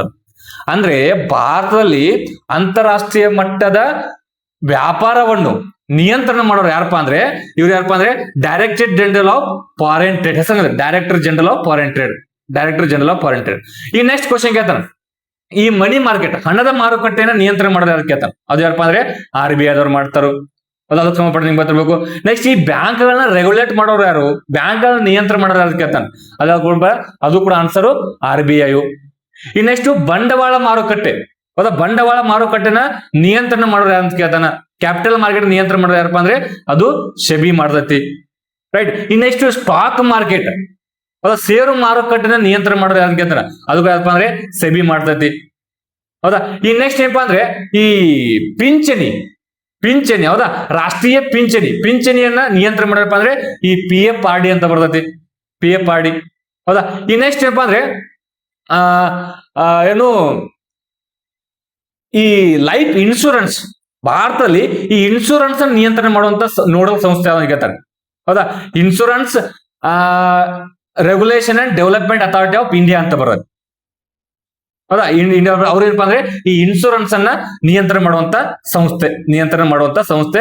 ಈ ನೆಕ್ಸ್ಟ್ ಈ ಅಂತಾರಾಷ್ಟ್ರೀಯ ಮಟ್ಟದಲ್ಲಿ ಈ ಫೈನಾನ್ಸಿಯಲ್ ಟ್ರೇಡ್ ಹಣಕಾಸಿನ ವ್ಯವಹಾರವನ್ನ ಮಾಡೋದು ಯಾವಪ್ಪ ಅಂದ್ರೆ ಅದು RBI ಮಾಡ್ತಾರೆ, ಹೌದಾ. ಆ ಒಂದು ಕ್ವಶನ್ ಏನಕ್ಕೆ ಅಂದ್ರೆ ಅಂತಾರಾಷ್ಟ್ರೀಯ ಟ್ರೇಡ್ ಅನ್ನ ನಿಯಂತ್ರಣ ಮಾಡೋದಪ್ಪ ಅಂದ್ರೆ DGFT ಅಂತ director general of foreign trade ಅವ್ರು ಮಾಡ್ತಾರೆ. ಅದನ್ನ ಕ್ವಶನ್ ಅನ್ನ ಕೇಳಿದಾನೆ ಇಲ್ಲಿ. ಅದಕ್ಕೆ ಸಂಬಂಧಪಟ್ಟಂಗ ನಿಮ್ಗೆ ಗೊತ್ತಿರ್ಬೇಕು. ನೋಡು 3 ಸ್ಟೇಜ್ ಅಂದ್ರೆ ಓನ್ಲಿ ಅದು ಒಂದೇ ಓದ್ಕೊಂಡು ಹೋಗ್ಬಾರ್ದು. ಇವನ್ನೆಲ್ಲ ನಾನು ಇನ್ನಮಟ್ಟ ಐತ್ನಲ್ಲ, ಇವನ್ನೆಲ್ಲ ನಿಮ್ಗೆ ಇನ್ಫಾರ್ಮೇಶನ್ ಗೊತ್ತಿರ್ಬೇಕು. 100% ಎಕ್ಸಾಮ್ ಕ್ವಶನ್ ಕೇಳ್ತಾನ. ನೆಕ್ಸ್ಟ್ ಬರೋ ಎಕ್ಸಾಮ್ ನೀನ್ ನೆನ್ಬಿಟ್ಟು ಹೋಗ್ಬೇಕು, ರೈಟ್. ಈ ನೆಕ್ಸ್ಟ್ ಏನಪ್ಪಾ ಅಂದ್ರೆ ಈ ಲೇಕ್ ಬಗ್ಗೆ ಕ್ವಶನ್, ಈ ಕನ್ವರ್ ಲೇಕ್, ಹೌದಾ, ನೀವು ಓದಿರಲ್ಲ. ಈ ಕನ್ವರ್ ಲೇಕ್ ಯಾವ ರಾಜ್ಯದಲ್ಲಿ ಕ್ವಶನ್ ಕೇಳ್ರಿ. ಇದು ನಾನ್ ಬಿಡಿಸ್ತಿರ್ತಕ್ಕಂಥ ಎಕ್ಸಾಮ್ ಏನಪ್ಪಾ ಅಂದ್ರೆ ಲಾಸ್ಟ್ ಸಂಡೇ 7ನೇ ತಾರೀಕು ನಡೆದಿರ್ತಕ್ಕಂಥ ಉತ್ತರ ಪ್ರದೇಶದ ಪೊಲೀಸ್ ಕಾನ್ಸ್ಟೇಬಲ್ ಎಕ್ಸಾಮ್, ಹೌದಾ. ನಾವ್ ಹೆಂಗೆ ಎಕ್ಸಾಮ್ ಪೊಲೀಸ್ ಕಾನ್ಸ್ಟೇಬಲ್ ಐತಿಲ್ಲ, ಅದೇ ಉತ್ತರ ಪ್ರದೇಶ ಪೊಲೀಸ್ ಕಾನ್ಸ್ಟೇಬಲ್ ಯಾವಾಗ ನಡೆದಿದ್ದು? ಲಾಸ್ಟ್ ಸಂಡೇ 7ನೇ ತಾರೀಕು ನಡೆದಿರ್ತಕ್ಕಂಥ ಎಕ್ಸಾಮ್ ಇದು, ರೈಟ್. ಏನು ಕ್ವಶನ್? ಮೂರನೇ ಕ್ವಶನ್ ಏನಪ್ಪಾ ಅಂದ್ರೆ ಈ ಕನ್ವರ್ ಲೇಕ್ ಅಂದ್ರೆ ಈ ಕನ್ವರ್ ಲೇಕ್ ಯಾವ ರಾಜ್ಯದ ಕ್ವಶನ್? ನಿಮ್ಗೆಲ್ಲ ಗೊತ್ತಿರೋ ವಿಚಾರ ಏನಪ್ಪಾ ಅಂದ್ರೆ ಈ ಬಿಹಾರಲ್ಲಿ ಕನ್ವರ್ ಲೇಕ್ ಅದ, ಹೌದಾ. ಕನ್ವರ್ ಲೇಕ್ ಇರೋದು ಬಿಹಾರದಲ್ಲಿ. ಈಗ ಲೇಕ್ ಸಂಬಂಧಪಟ್ಟಾಗ ಏನ್ ಓದ್ಬೇಕು ನಾವು? ಕ್ವಶನ್ ಎಕ್ಸಾಮ್ ಕ್ವಶನ್ ಕೇಳ್ತಾನ. ಏನ್ ಕೇಳ್ತಾನಪ್ಪ ಅಂದ್ರೆ ಈಗ ಭಾರತದ ಅಥವಾ ಜಗತ್ತಿನ ಮಾತಾಡೋಣ, ಹೌದಾ. ಈ ಲೇಖಗಳ ಬಗ್ಗೆ ಅಧ್ಯಯನ ಮಾಡುವಂತದಕ್ಕೆ ಏನಂತ ಕರೀತಾನೆ ಎಕ್ಸಾಮ್ ಕೇಳ್ತಾರೆ? ಲೇಖಗಳ ಬಗ್ಗೆ ಅಥವಾ ಸರೋವರಗಳ ಬಗ್ಗೆ ಅಧ್ಯಯನ ಮಾಡೋದಕ್ಕೆ ಏನಂತ ಕರೀತಾರೆ? ಲಿಮ್ನಾಲಜಿ ಅಂತ ಕೂಡ ಕರೀತಾರೆ, ಹೌದಾ. ಈ ನೆಕ್ಸ್ಟ್ ಈ ಜಗತ್ತಿನ ಅತಿ ದೊಡ್ಡ ಸಿಹಿ ನೀರಿನ ಸರೋವರ ಯಾವ್ದು ಕೇಳ್ತಾನೆ? ಅದೇನಪ್ಪ ಅಂದ್ರೆ ಅದು ಸುಪೀರಿಯರು, ಹೌದಾ. ನೆಕ್ಸ್ಟ್ ಜಗತ್ತಿನ ಅತಿ ದೊಡ್ಡ ಉಪ್ಪು ನೀರಿನ ಸರೋವರ ಯಾಕಂದ್ರೆ ಅಂದ್ರೆ ಈ ಕ್ಯಾಸ್ಪಿಯನ್ ಸರೋವರ ಅಂತ ಬರ್ತೈತಿ. ಈ ನೆಕ್ಸ್ಟ್ ಈ ನಮ್ ಜಗತ್ತಿನಲ್ಲಿ ಅತ್ಯಂತ ಸಾಂದ್ರತೆ ಹೊಂದಿರತಕ್ಕಂಥ ಅತಿ ಹೆಚ್ಚು ಸಾಂದ್ರತೆ ಹೊಂದಿರತಕ್ಕಂಥ ಸರೋವರ ಏನಪ್ಪಾ ಅಂದ್ರೆ ಅದು ಡೆಡ್ ಸರೋವರ. ಯಾವುದು? ಡೆಡ್ ಸರೋವರ. ಈ ನೆಕ್ಸ್ಟ್ ಭಾರತದಲ್ಲಿ ಜಗತ್ತಲ್ಲಿ ಅತಿ ಹೆಚ್ಚು ಲವಣಾಂಶಗಳನ್ನು ಹೊಂದಿರತಕ್ಕಂಥ ಸರೋವರ ಯಾವ್ದು ಕೇಳ್ತಾನೆ? ಅದು ವ್ಯಾನ್ ಸರೋವರ. ಟರ್ಕಿ ದೇಶದಲ್ಲಿ ಬರೋದು ವ್ಯಾನ್ ಸರೋವರ, ಅತಿ ಹೆಚ್ಚು ಲವಣಾಂಶಗಳನ್ನ ಹೊಂದಿರತಕ್ಕಂಥದ್ದು. ಈ ನೆಕ್ಸ್ಟ್ ಏನ್ ಕೇಳ್ತಪ್ಪ ಅಂದ್ರೆ ಜಗತ್ತಿನ ಅತಿ ಉದ್ದವಾದ ಸರೋವರ ಯಾವ್ದು ಕೇಳ್ತಾನ್ರಿ? ಅದು ಲೇಕ್ ಟಾಂಗನಿಕಾ ಅಂತ ಬರುತ್ತೆ. ಟಾಂಗನಿಕಾ ಎಲ್ಲಿ ಬರುತ್ತೆ? ಆಫ್ರಿಕಾ ಬರುತ್ತೆ. ಅತಿ ಉದ್ದವಾದ ಸರೋವರ ಲೇಕ್ ಟಾಂಗನಿಕಾ. ಈ ನೆಕ್ಸ್ಟ್ ಕ್ವಶನ್ ಕೇಳ್ತಾನೆ ಗೊತ್ತಾನ, ಜಗತ್ತಿನ ಅತಿ ಎತ್ತರದಲ್ಲಿ ಇರ್ತಕ್ಕಂಥ ಸರೋವರ ಯಾವ್ದು ಕೇಳ್ತಾನ್ರಿ? ಅದೇನಪ್ಪ ಅಂದ್ರೆ ಲೇಕ್ ಟಿಟಿಕಾಕ ಅಂತ ಬರುತ್ತೆ. ಲೇಕ್ ಟಿಟಿಕಾಕ ಎಲ್ಲೈತಿ? ಈ ಚಿಲಿ ಮತ್ತು ಪೆರು ಅಲ್ಲಿ ಬರುವಂತದ್ದು ಜಗತ್ತಿನ ಅತಿ ಎತ್ತರವಾದಂತಕ್ಕಂಥ ಲೇಕ್ ಅದು. ಹೌದಾ? ಲೇಕ್ ಟಿಟಿಕಾಕ ಅಂತ ಬರುತ್ತೆ. ಈ ನೆಕ್ಸ್ಟ್ UPSC ಫಿಲಿಮ್ಸ್ ಕ್ವಶನ್ ಇದೆ. ಇಲ್ಲಿ ಈ ಯಾವುದು ಅಮೆರಿಕ ಮತ್ತು ಕೆನಡಾ ಮಧ್ಯೆ ಒಂದು ಸರೋವರಗಳು ಬರ್ತಾವ, 5 ಸರೋವರಗಳು ಬರ್ತಾವ. ಅದ್ 5 ಸರೋವರ ಯಾಪ ಅಂದ್ರೆ ಈ ಹೋಮ್ಸ್ ಅಂತ ಬರುತ್ತೆ. ಟ್ರಿಕ್ಸ್ ನೆನಪಿಡ್ಬೇಕು. ಅಂದ್ರೆ ಉತ್ತರ ದಕ್ಷಿಣಕ್ಕೆ ಉತ್ತರಕ್ಕೆ ಜೋಡ್ಸ್ ಅಂತಾರೆ. ಹೌದಾ? ಹೋಮ್ಸ್ HOMES ಅಂತ. H ಅಂದ್ರೆ ಏನ್ರಿ? ಹ್ಯೂರಾನ್. O ಅಂದ್ರ ಓಂಟಾರಿಯೋ. M ಅಂದ್ರೆ ಮಿಚಿಗನ್. E ಅಂದ್ರೆ ಎರಿ. ಹೌದಾ? S ಅಂದ್ರೆ ಸುಪ್ರಿಯರ್ ಅಂತ ಬರುತ್ತೆ. ಎಸ್ ಅಂದ್ರೆ ಯಾವ್ರಿ? ಸುಪ್ರಿಯರ್. ಉತ್ತರದಿಂದ ಉತ್ತರಕ್ಕೆ ಏನಪ್ಪಾ ಅಂದ್ರೆ ಅದು ಸರಿ ಪೂರ್ವದಿಂದ ಪಶ್ಚಿಮದಿಂದ ಪೂರ್ವಕ್ಕೆ ಜೋಡಿಸ್ ಅಂತ ಕೇಳಿದ್ರೆ ಇದು ಹೋಮ್ಸ್ ಅಂದ್ರೆ. H ಅಂದ್ರೆ ಏನು? ಹ್ಯೂರಾನ್. O ಅಂದ್ರೆ ಓಂಟಾರಿಯೋ. M ಅಂದ್ರೆ ಮಿಚಿಗನ್. E ಅಂದ್ರೆ ಎರಿ. S ಅಂದ್ರೆ ಸುಪೀರಿಯರ್. ಇವನ್ನ ನೆನಪಿಟ್ಕೊಳ್ಬೇಕು. ಇವನ್ನ ಕ್ವಶನ್ ಅನ್ನ ಕೇಳ್ತಾನೆ. ಈ ನೆಕ್ಸ್ಟ್ ಏನಪ್ಪಾ ಅಂದ್ರೆ ಈ ಸಹಸ್ರ ಸರೋವರಗಳ ನಾಡು ಅಂತ ಯಾವ ದೇಶಕ್ಕೆ ಕರೀತಾರಪ್ಪ ಅಂದ್ರೆ ಅದು ಫಿನ್ಲ್ಯಾಂಡ್. ಇನ್ನು ಸರೋವರಗಳ ನಾಡು ಅಂತ ಯಾವ್ದು ಕರೀತಾರಪ್ಪ ಅಂದ್ರೆ ಅದು ಅಮೆರಿಕ. ಸರೋವರ ನಾಡು ಅಂತ ಕರೀತಾರೆ ಅದನ್ನ ಅಮೆರಿಕವನ್ನು. ಹೌದಾ? ಅದು ಸಂಬಂಧಪಟ್ಟ ಇನ್ಫಾರ್ಮೇಶನ್ ಗೊತ್ತಿರ್ಬೇಕು. ಹೌದಾ? ಇನ್ನೇ ಮಟ್ಟ ಏನ್ ಹೇಳ್ತೀನಪ್ಪ ಅಂದ್ರೆ ಅದಕ್ಕೆಲ್ಲ ಸಂಬಂಧಪಟ್ಟಂಗ ನಿನಗೆ ಇನ್ಫಾರ್ಮೇಶನ್ ಗೊತ್ತಿರ್ಬೇಕು. ರೈಟ್. ಈ ನೆಕ್ಸ್ಟ್ ಏನಪ್ಪಾ ಅಂದ್ರೆ ಈ ಭಾರತದಲ್ಲಿ ಸರೋವರಗಳ ನಾಡು ಯಾವಪ್ಪ ಅಂದ್ರೆ ಅದು ಜಮ್ಮು ಕಾಶ್ಮೀರ. ಹೌದಾ? ಸರೋವರಗಳ ರಾಜ್ಯ ಅಂತ ಯಾವ್ದು ಕರೀತಾರ? ಅತಿ ಹೆಚ್ಚು ಸರೋವರ ಜಮ್ಮು ಕಾಶ್ಮೀರ. ಈ ನೆಕ್ಸ್ಟ್ ಸರೋವರಗಳ ಜಿಲ್ಲೆ ಯಾವ್ದು ಕೇಳ್ತಾನೆ? ಸರೋವರಗಳ ಜಿಲ್ಲೆ ಯಾವಪ್ಪ ಅಂದ್ರೆ ಅದು ನೈನಿತಾಲ್. ಸರೋವರ ಜಿಲ್ಲೆ ಯಾವ್ದ್ರಿ? ನೈನಿತಾಲ್. ಇನ್ನು ಸರೋವರಗಳ ನಗರ ಯಾವಪ್ಪ ಅಂದ್ರೆ ಅದು ಹಾಗಾದ್ರೆ ನೀವು ಕಮೆಂಟ್ ಮಾಡ್ಬೇಕು ಈ ಸರೋವರಗಳ ನಾಡು ಅಂತ ಯಾವ್ದು ಕರೀತಾರಂತೆ. ಅದು ಸರೋವರ ನಾಡು ಯಾವಪ್ಪ ಅಂದ್ರೆ ಈ ಉದಯಪುರ ಅಂತ ಇರಲಿ, ಅದಕ್ಕೆ ಸರೋವರಗಳ ನಾಡು ಅಂತ ಕರೀತಾರೆ. ಸರೋವರಗಳ ಜಿಲ್ಲೆ ಯಾವಪ್ಪ ಅಂದ್ರೆ ಈ ನೈನಿತಾಲ್. ಸರೋವರ ಜಿಲ್ಲೆ ಅದು ನೈನಿತಾಲ್. ಸರೋವರಗಳ ಅತಿ ಹೆಚ್ಚು ಇರ್ತಕ್ಕಂಥ ಯಾವಪ್ಪ ಅಂದ್ರೆ ರಾಜ್ಯ ಯಾವಪ್ಪ ಅಂದ್ರೆ ಅದು ಜಮ್ಮು ಕಾಶ್ಮೀರ್. ಈ ನೆಕ್ಸ್ಟ್ ಏನ್ ಕೇಳ್ತಾನ, ಈ ಉಲ್ಕಪಾತಗಳಿಂದ ಆಗಿರ್ತಕ್ಕಂಥ ಸರೋವರ ಯಾವಪ್ಪ ಅಂದ್ರೆ ಈ ಉಲಾರ್ ಸರೋವರ. ಉಲ್ಕಪಾತ ಅಂದ್ರೆ ಉಲ್ಕೆಗಳು ಬಂದು ಬಿದ್ದು ಅದರಿಂದ ಆಗಿರ್ತಕ್ಕಂಥ ಸರೋವರ ಯಾವಪ್ಪ ಅಂದ್ರೆ ಅದು ಉಲಾರ್ ಸರೋವರ. ರೈಟ್. ಈ ನೆಕ್ಸ್ಟ್ ಅತಿ ಹೆಚ್ಚು ಉಪ್ಪಿನಾಂಶ ಹೊಂದಿರತಕ್ಕಂತ ಲವಣಾಂಶಗಳನ್ನು ಹೊಂದಿರತಕ್ಕಂಥ ಯಾವಪ್ಪ ಅಂದ್ರೆ ಈ ಸಾಂಬಾರ್ ಸರೋವರ. ಎಲ್ಲೈತಿದು ಉಪ್ಪಿನಾಂಶ ಹೊಂದಿರತಕ್ಕಂಥ ಅಂದ್ರೆ ಸಾಂಬಾರ್ ಸರೋವರ ಅದು ರಾಜಸ್ಥಾನದಾಗ ಐತಿ ಸಾಂಬಾರ್ ಸರೋವರ. ರೈಟ್. ಈ ನೆಕ್ಸ್ಟ್ ಅತಿ ದೊಡ್ಡದು ಉಪ್ಪಿನ ನೀರನ್ನು ಹೊಂದಿರತಕ್ಕಂತ ಸರೋವರ ಯಾರಪ್ಪ ಅಂದ್ರೆ ಈ ಚಿಲ್ಕಾ ಸರೋವರ ಅಂತ ಬರುತ್ತೆ. ಇಲ್ಲಿ ಈ ಒಡಿಶಾದ ಬರುತ್ತೆ ಚಿಲ್ಕಾ ಸರೋವರ. ಹೌದಾ? ನೆಕ್ಸ್ಟ್ ನಮ್ಮ ಭಾರತದಲ್ಲಿ ಅತಿ ಉದ್ದವಾದ ಸರೋವರ ಯಾವ್ದು ಕೇಳ್ತಾನೆ ಎಕ್ಸಾಮ್. ಭಾರತದಲ್ಲಿ ಅತಿ ಉದ್ದವಾದ ಸರೋವರ ಈ ಕೇರಳ ಕಂಡು ಬರ್ತದೆ, ಅದು ವೆಂಬನಾಡು ಸರೋವರ. ಅತಿ ಉದ್ದವಾದ ಸರೋವರ ಅದು ವೆಂಬನಾಡು ಸರೋವರ. ಈ ನೆಕ್ಸ್ಟ್ ಈ ಆಕ್ಸ್ಬೋ ಲೇಕ್ ಅಂತ ಬರ್ತಾವ. ಈ ಆಕ್ಸ್ಬೋ ಲೇಕ್ ಅಂದ್ರೆ ನದಿಗಳು ಈ ಮೇಯಾಂಡರ್ ಸೇಪ್ ಹೋಗೋದ್ರಿಂದ ನಡಕ್ ಕಟ್ ಆಗಿ ಒಂದು ಏನಪ್ಪಾ ಅಂದ್ರೆ ಅಲ್ಲಿ ಸರೋವರ ಹುಟ್ಕೋತಾವ. ಈ ಆಕ್ಸ್ಬೋ ಲೇಕ್ ಎಕ್ಸಾಂಪಲ್ ಏನಪ್ಪಾ ಅಂದ್ರೆ ಈ ದಾಲ್ ಸರೋವರ ಐತಿ ಗೊತ್ತಾ? ದಾಲ್ ಸರೋವರ ಐತ್ರಿ ಜಮ್ಮು ಕಾಶ್ಮೀರದಾಗ ಐತ್ರ. ಸೊ ಆ ದಾಲ್ ಸರೋವರ ಕೊಟ್ಟ ಅಂದ್ರೆ ಈ ಆಕ್ಸ್ಬೋ ಲೇಕ್ ಎಕ್ಸಾಂಪಲ್. ನೆಕ್ಸ್ಟ್ ಪುಲಿಕಾಟ ಲೇಕು ಕೂಡ ಏನಪ್ಪಾ ಅಂದ್ರೆ ಈ ಆಕ್ಸ್ಬೋ ಲೇಕಿಗೆ ಎಕ್ಸಾಂಪಲ್. ರೈಟ್. ಈ ನೆಕ್ಸ್ಟ್ ಭಾರತದ ತೇಲಾಡುವ ಸರೋವರ ಯಾವ್ದು ಕೇಳ್ತಾನೆ? ಜಗತ್ತಿನ ತೇಲಾಡುವ ಸರೋವರ ಏನಪ್ಪಾ ಅಂದ್ರೆ ಈ ಲೋಕ್ಟಾಕ್ ಸರೋವರ. ಎಲ್ಲೈತಿ? ಮಣಿಪುರದಾಗ ಐತಿ ಲೋಕ್ಟಾಕ್ ಸರೋವರ. ಈ ನೆಕ್ಸ್ಟ್ ಪೈಪಟ್ಟಿ ಎಕ್ಸಾಮ್ ಕ್ವಶನ್ ಕೇಳಿದ. ಏನ್ ಕ್ವಶನ್ ಕೇಳಿದಪ್ಪ ಅಂದ್ರೆ ಈ ಲೋಕ್ಟಾಕ್ ಸರೋವರ ಐತಿಲ್ಲ, ಈ ಲೋಕ್ಟಾಕ್ ಸರೋವರ ಅಲ್ಲಿ ಕೆಲವೊಂದು ದ್ವೀಪಗಳು ಕಂಡು ಬರ್ತಾವ. ಆ ಲೋಕ್ಟಾಕ್ ಸರೋವರ ಕಂಡು ಬರ್ತಕ್ಕಂಥ ದ್ವೀಪಗಳು ಯಾವ ಅಂತೇಳಿ ಅವು ಪುಂದೀಸ್ ದ್ವೀಪ ಅಂತ ಬರ್ತಾವ. ಇನ್ ಕ್ವಶನ್ ಕೇಳ್ತಾನ ಈ ಲೋಕ್ಟಾಕ್ ಸರೋವರ ಕಂಡು ಬರತಕ್ಕಂತ ದ್ವೀಪಗಳು ಯಾವಪ್ಪ ಅಂದ್ರೆ ಅವು ಪುಂದೀಸ್ ದ್ವೀಪಗಳು, ತೇಲಾಡುವ ಸರೋವರು. ಹೌದಾ? ನೆಕ್ಸ್ಟ್ ಡ್ಯಾನ್ಸಿಂಗ್ ಡಿಯರ್ ಅಂತ ಹೇಳಿ ಬರೋದಲ್ಲಿ. ಹೌದಾ? ಡ್ಯಾನ್ಸಿಂಗ್ ಡಿಯರ್ ಒಂದು ಪ್ರಾಣಿ ಬರುತ್ತೆ. ಆ ಡ್ಯಾನ್ಸಿಂಗ್ ಡಿಯರ್ ಅಂದ್ರೆ ಅದು ಡ್ಯಾನ್ಸ್ ಮಾಡಲ್ರಿ, ದಿನಾಲು ಡ್ಯಾನ್ಸ್ ಮಾಡಂಗಿಲ್ಲ ಅದು. ಸೊ ಅದಕ್ಕೇನಪ್ಪಾ ಅಂದ್ರೆ ಈ ಪುಂದೀಸ್ ದ್ವೀಪಗಳು ಈ ಲೋಕ್ಟಾಕ್ ಸರೋವರದಲ್ಲಿ ಏನಪ್ಪಾ ಅಂದ್ರೆ ಅಲ್ಲೊಂದು ದ್ವೀಪಗಳು ಸಣ್ಣ. ಹೌದಾ? ಅದು ಡ್ಯಾನ್ಸಿಂಗ್ ಡಿಯರ್ ಅನ್ನೋದು ಒಂದು ದ್ವೀಪದಿಂದ ಮತ್ತೊಂದು ದ್ವೀಪಕ್ಕೆ ಜಿಕ್ಕೋತ್ ಹೋಗ್ತದೆ. ಸೊ ಅದಕ್ಕೋಸ್ಕರ ಅದಕ್ಕೆ ಡ್ಯಾನ್ಸಿಂಗ್ ಡೇರ್ ಅಂತ ಕರೀತಾರೆ. ಅಂದ್ರೆ ಒಂದು ದ್ವೀಪದಿಂದ ಮತ್ತೊಂದು ದ್ವೀಪಕ್ಕೆ ಹೋಗ್ಬೇಕಾದ್ರೆ ಅದು ಜಿಕ್ಕೋತ್ ಹೋಗುತ್ತೆ. ಸೊ ಅದಕ್ಕೋಸ್ಕರ ಎಂತ ಕರೀತಾರೆ ಅದನ್ನ ಡ್ಯಾನ್ಸಿಂಗ್ ಡೇರ್ ಅಂತ ಕೂಡ ಕರೀತಾರೆ. ಅದು ಜಗತ್ತಿನ ಏಕೈಕ ಏನಪ್ಪಾ ಅಂತ ತೇಲಾಡೋ ಸರೋವರ ಆದ್ರೆ ಅದು ಲೇಕ್ಟಾಕ್ ಸರೋವರ, ಲೋಕ್ಟಾಕ್ ಸರೋವರ ಹೇಳಿದದು ಮಣಿಪುರದಾಗ. ಅಲ್ಲಿ ದ್ವೀಪ ಕಂಡು ಬರ್ತಾವ ಯಾವುವು, ಅವು ಪುಮ್ದೀಸ್ ದ್ವೀಪ. ಇದನ್ನ ಏನಪ್ಪಾ ಅಂದ್ರೆ 545 ಫಸ್ಟ್ ನಡೀತಿಲ್ಲ PSI ಆ ತರಲಿ ಕ್ವಶನ್ ಕೇಳಿದ. ರೀ ಎಕ್ಸಾಮ್ ಅಲ್ಲ, ಫಸ್ಟ್ ನಡತಕ್ಕಂಥ ಕ್ವಶನ್ ಎಕ್ಸಾಮ್ ಅಲ್ಲಿ ಕ್ವಶನ್ ಅನ್ನ ಕೇಳಿದ. ಹೌದಾ, ಈಗ ಸಂಬಂಧಪಟ್ಟ ನಿಮ್ಗೆ ಇನ್ಫಾರ್ಮೇಶನ್ ಗೊತ್ತ, ರೈಟ್. ಇನ್ನೊಂದೇನಪ್ಪಾ ಅಂದ್ರೆ ಈ ಸರ್ವ ಸಂಬಂಧಪಟ್ಟಂಗೆ ಯಾವುದು ಅತಿ ಲವಣಾಂಶ ಹೊಂದಿದೆ. ಮತ್ತೆ ಇನ್ನೊಂದೇನಪ್ಪಾ ಅಂದ್ರೆ ಇದಕ್ಕೆ ಸಂಬಂಧಪಟ್ಟಂಗೆ ಇನ್ಫಾರ್ಮೇಶನ್ ನಿನಗ ಇಷ್ಟ ಗೊತ್ತಿರ್ಬೇಕು.